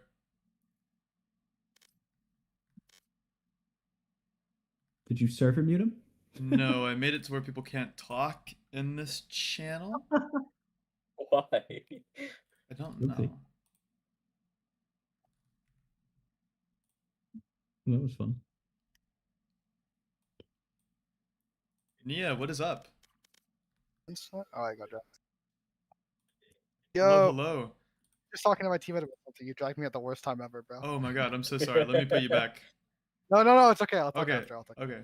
So sorry, so sorry. Okay. I just have a few questions for you. First off, as you guys were trying to resist the DV8 comeback, map 1 on Corrode, what was going through your head during some of those critical timeouts? Mostly for me, I think our problem was we gave them a lot of early fights, especially when they hit site. We did it on split too. Every time they hit, we kind of just we tried our best to fight instead of like there was a lot of times where we didn't understand that we just had to like fall back. So that was what I talked about a lot in timeouts. I think we tried our best to fix it, but at the end it just wasn't enough. It's something we moved on from. It's also something that I plan on speaking, because our coach is kind of he's not absent, but he's going through a lot right now, so I'm kind of like doing a lot. So I'm gonna try to go over it before tomorrow because we have Premier playoffs. Yeah. It's very good insight. Map 3, I have a question about the team comp. We saw you guys hovering a very interesting triple duelist comp. What was the thought like preparing split? Like how much practice did you have on the double initiator flash fade comp? With this team, we only have 2 scrims. Well, 1 scrim and the game we played against Matcha Kittens. We practice it. Actually, no, 2. Not counting the Matcha Kittens game. We practiced it twice, and the reason I left it in when we did map vetoes was because yesterday it looked really strong. I don't really know what happened today. I think for some people, like the pressure might have gotten to us a bit, and we just kind of like got nervous. We weren't really playing our game. Yeah. But the triple duelist, that was like full troll. Like I don't know what my teammate was doing. We've had a problem on this team where, like in agent select, we just hover like stupid stuff for like a good like 40 seconds. So yeah, that was full troll. We never planned on playing a triple duelist. I definitely understand that. Mhm. Another question I have is about you guys banned bind during the map bans and picks. I want to ask. We know that you guys have a very good bind. We saw it out against Matcha Kittens earlier in the tournament. What was the thought process behind banning bind? Arguably one of y'all's better maps. As far as I'm aware, it was a pretty good map for them too, which is why I banned it. So that was a little bit of like anti-stratting coming. It was a out. little bit of anti-stratting target ban. I heard they got like 11 against LOI, and I think our bind is good, but in my mind, it was kind of like our corrode, in my opinion, was like it looked very strong, especially in scrims. So I was like, okay, we don't have to play bind. We can just play corrode and then ban their bind. So they're gonna pick something that, because we're pretty confident on most of the maps. Like the only map I'd say we aren't totally confident on is like Breeze, because we haven't played it on this team yet. Because like it was so long ago with a whole different team, we just kind of been ignoring it. But yeah. So in my mind, I was kind of like, I'll ban their bind, and then I'll force them to pick a map that we're comfortable on. Because I also knew they weren't gonna play Abyss, which is like not just overshare, but it's our worst map. So I knew they were gonna pick Abyss because I also heard they got like stomped on Abyss. So I wasn't really worried about that. So I was like, I'll just use our first ban on bind, and then I'll make them pick a map we're good at, which is what happened, to be Right. honest. Yeah, that's Pearl was very, great for us. very good thought process there. I just have two more questions for you. First, did you expect to have such a relatively easier time on Pearl compared to the previous map? What was going through your head whenever you were extending that lead every single round? Honestly, that's a tough question. Honestly, I didn't expect Pearl to be easier. To be honest, I was much more confident in our corrode than our Pearl. I knew our Pearl was good, but like, you know, if I had to put my life on the line, I would say our corrode is probably like, or like was stronger. So I didn't expect it, no. But for the comeback, or not the comeback, sorry, for the like when we started like building rounds and stuff, most of what going through my mind at every round, like I wasn't really thinking about anything like score wise or like how they were, like I was really just thinking about what we could do the best to win every round. Like my mind was very one round at a time. Like, okay, they opt last round, they don't have money to opt this round, I'm gonna lurk B. Or when we had ults, I was like, let's wait for them to fight, because they were fighting like every round, they were just like rage fighting somewhere. So I was like, wait for them to fight. If they don't, let's like go art and let's just all art or something. Yeah. So things like that. It was more so, it was really just like one round at a time. Like, okay, what can we do? And I was playing really bad that map. Like, it was bad for me. So I wasn't even like, especially on defense. On defense, I was just thinking purely like, how can I get my teammates like the most value right now? Yeah. 100%. That's definitely very, very good introspection. Speaking of introspection, my last question for you is, coming out of this tournament and coming into, you know, other tournaments possibly in Premier and even the future of this tournament, where I will definitely give you guys an invitation that I hope you'll accept. What are you going to tell your team in order to make sure they know it's okay, we keep going, this is nothing compared to what we can accomplish in the future? I already, like that's what I was doing when you asked. I was kind of going over a little bit. We said it something similar before the LOI game too. No matter what happens to us at the end of the day, I've always had this mindset of like like we can always come back, like in game and out of game. Like we can bounce back from anything as long as we have the willpower to do it. I think in the future of this tournament, or like other tournaments, it's just about not getting nervous. I think our map threes are kind of bad. We get like we have good starts sometimes, and then the nerves kind of get to some people. The nerves kick in a lot, I think, and I think that's like a big problem we have. Yeah. We kind of start doing like some worse things. So personally, I think we all I think we need more experience with it, because Yeah. we've only played 2 map 3s like ever, besides like Premier, where it's like playoffs and it's 3. But we've only played like 2 best of 3 series like this, really, as like a team. So, and like it's the same thing with like our map 1s. Our map 1s we kind of start slow sometimes. I believe that's what happened when we played Matcha Kittens, for example. We started pretty slow and then we picked up speed on bind. So I think in the future of every tournament, I'm kind of yapping now. I'm kind of yapping, but like in the future, I think we just need to focus on our like endurance and not getting nervous. And I think we need to work on having a better start. I know we started well today, but it's been a like there's a saying in the team setting, like team environment, is first game is always the worst. You know, like you get that out of the way. So I kind of want to like get rid of that and start starting like hot. You know, start starting fast. Yeah, Mhm. that's definitely a very good point. Well, thank you. Especially Thank you since for your it- time. Sorry. Of course, man. You're good. No, thank you guys for hosting, and yeah, no, well, definitely we'd love to play again next season. We're gonna be Premier champions again, by the way. Just thought I thought I'd let you know we're gonna win tomorrow. We're gonna win tomorrow. So I'll have a new title. I won't be rocking the So old one anymore. I will be rooting for you. Thank you, bro. Thank you for your Appreciate it. time and great game today. Of course. Yeah. GG's. Peace, peace, peace. All right. Now for Oh, I found it. wait, wrong guy. Poor Graves. Candy, hello. Hey, I'm not muted this time. Yes. Let's go. Let's go. Hello. First off, I just want to ask, as the IGL, how are you feeling about your showing today? I mean, I'm just over the moon. Like everyone played like absolutely amazing. Just like scrims, just perfect play. Like our lurks are good, our fights are good, timings are good, utilities perfect. I mean, we're just looking great.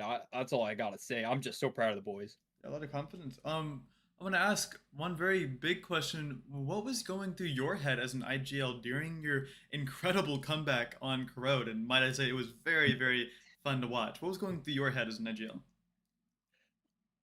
I mean, lot going on. Always like you're always trying to read the enemy, trying to keep the vibes up with the boys, trying to like find like holes in the position and stuff like that. But we got done. It was like, okay, we're in this halftime. This is 9-3. We are winning this stuff. Corrode is one of our better maps. We are taking this right to 13.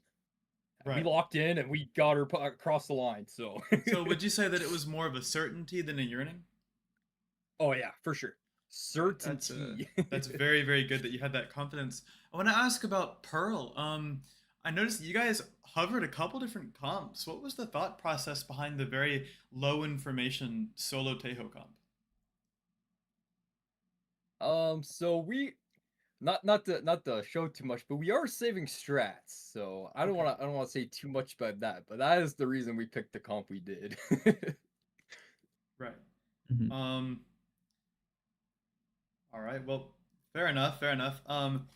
Coming on to, I want to ask about the sub situation. I noticed that you guys were swapping players in and out.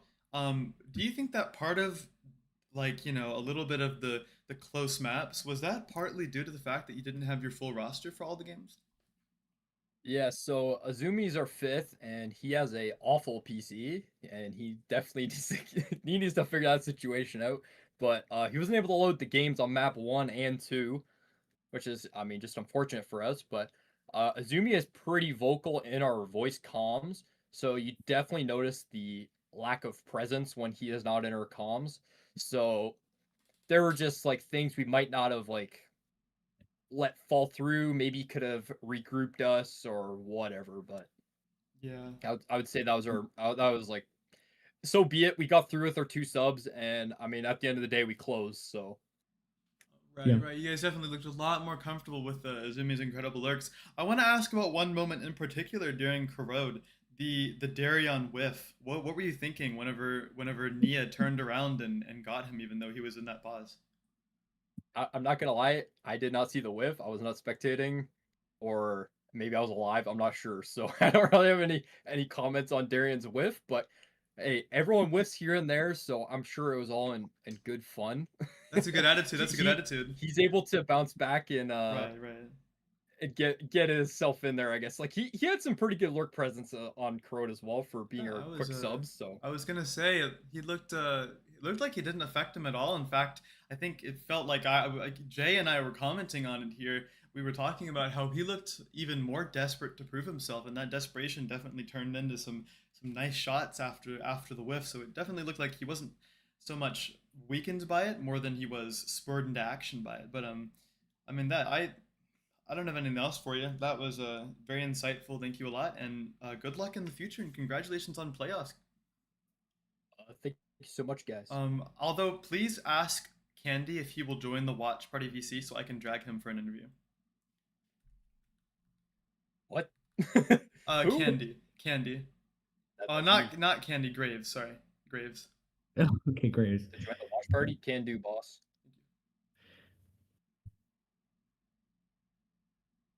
That was I like that a lot. I want to talk to Candy about if he feels any pressure. Oh yeah, I'm thinking about the pressure of getting a bye early in the tournament as well. Because that's got to come with some pressure, right? Some like feelings of like, do I deserve to be here? Like, do we deserve to be here? You know what I mean? Graves, what's up? What's up? Hello. I want to talk to you about I mean, we don't normally interview people who aren't IGLs, but I just want to talk to you because against Olympus, you were the bright glimmer of hope for DV8. It looked like you guys pulled them through a lot of rounds against Olympus and even took it to 11-8 or 11-13 against Olympus. Coming into this game, there were definitely a lot of expectations upon you as a player. I just want to ask, does the pressure of kind of being that that very high fragging firepower, is that a lot of pressure for you, or? Not really. In our scrims a lot, I do have really good games and pop off, and I'm definitely a prominent player. But we've had games where I purely am a supportive player through and through, and I rely on my team a lot. And anytime I'm not there, they tend to step up and carry their own weight. But they still allow me to have my own freedoms and play as I want to. And when I pop off, I have those games where I just completely take over. Right, yeah. You looked, you sound like you have a lot of trust in your team, and your team has a lot of trust in you. I just want to ask about roles. Are you a Yoru player first, or is there another role that you would be playing if Yoru wasn't such a prevalent part of the meta? So I've always been a flex player, and so I've just kind of adopted this Yoru play. And actually on this team a lot, we've swapped around duelists because of how the synergy works with us. So we're pretty flexible in how we can play it. We've just gone into this Yoru playstyle because it works so well for us. But I've played every role on many different teams before, so I'm comfortable doing anything a team would need me to do. It's just the current meta, Yoru is so strong with the double duelist, it makes more sense to do it. You're definitely right about that. I think I just have a couple more questions. First, I just want to ask about, is there, and actually I'll let Jay ask you this one because this was his question. Oh, well, okay. Big question, right? Is about like regarding your guys' team and the drama really surrounding your bracket and your group. You guys were pretty much the subject of a bye, right? After you guys lost the first game, right, to OL Live, really big team, really big showing. You guys got a bye, and now you've made playoffs, right? What's it called? Does that affect your team coming into playoffs mentally? Are you guys thinking about like a hunger to prove your guys' selves, or does it really affect the team in any sort of way, getting that kind of bye or privilege to kind of go through because of something that's kind of out of your control? I mean, personally, it doesn't really affect us. The bye was honestly a blessing for us because of our availability that weekend wasn't the best. So finding time for a match would have been more stressful. And it just gave us a little bit of extra time to practice and get some of our maps down. We put in a lot of crunch time last week. And honestly, having a bye it's nice to have a little break. And there's another bye going into playoffs, so it's not throwing off any of our game at all. So it's honestly no pressure and just helped us out. All right. Thank you for that. Nice. My last question for you. I asked this to Candy as well.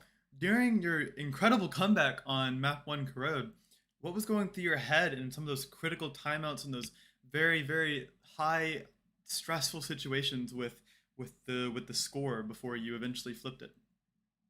So honestly, starting out that half, we told ourselves in the comms during that break, we will get this pistol. Like this is our pistol. And I don't know how, by some miracle, I completely blanked out, and the next thing I know, we're up 4 rounds on that attack side, and I went, oh, we're only down 2 rounds when they called that timeout, and we were locked in by that point, and then it's just playing our own game. I did a lot of pressure with that Yoru plays, and we just, I don't know, it felt more normal for us playing in that situation than it did the entire first half. Right. Sorry, I was about to ask. Whenever you say blanked out, is that for you? Is that a product of pressure, like a coping, like you're just gonna disassociate and just go with the flow, or is that more a product of trust? Like, okay, we're down at the half. I'm just going to play like I normally do and trust my team to carry me through this. Honestly, it's a lot of just flow state mentality with my team. I don't have to do a lot of thinking in most rounds. So I just turn my brain off, listen to the comms, and just start throwing utility and swinging with my team. So I just entered some sort of flow state, went through this few rounds, and then that timeout happened, and I stopped for a second and went, oh, wait, what just happened? And then we just continued playing. That's really cool. I can't lie. Sounds like you guys have a ton of potential. Honestly, I don't even know if you guys are a dark horse team anymore. I think that you guys are definitely one of the tournament favorites, especially if you keep playing this way. I just want to thank you for your time and thank you for your team's time. And we'll see you guys back in 2 weeks for the start of playoffs. Yeah, thank you a ton. Thank you for letting me interview. Of course. See ya. That was definitely an absolute banger match. I had a ton of fun 100%. casting that. Thank you. I want everyone to like the 5 people watching. I want to take a moment to thank Jay for helping me out with this, even though he's very, very busy. This was a ton of fun, and also thank Reality. Thank you, Liam, for your help. You guys were a ton of fun to cast with, and I'm excited to probably be back tomorrow, and I'm excited to see the future of this tournament. So thank you guys.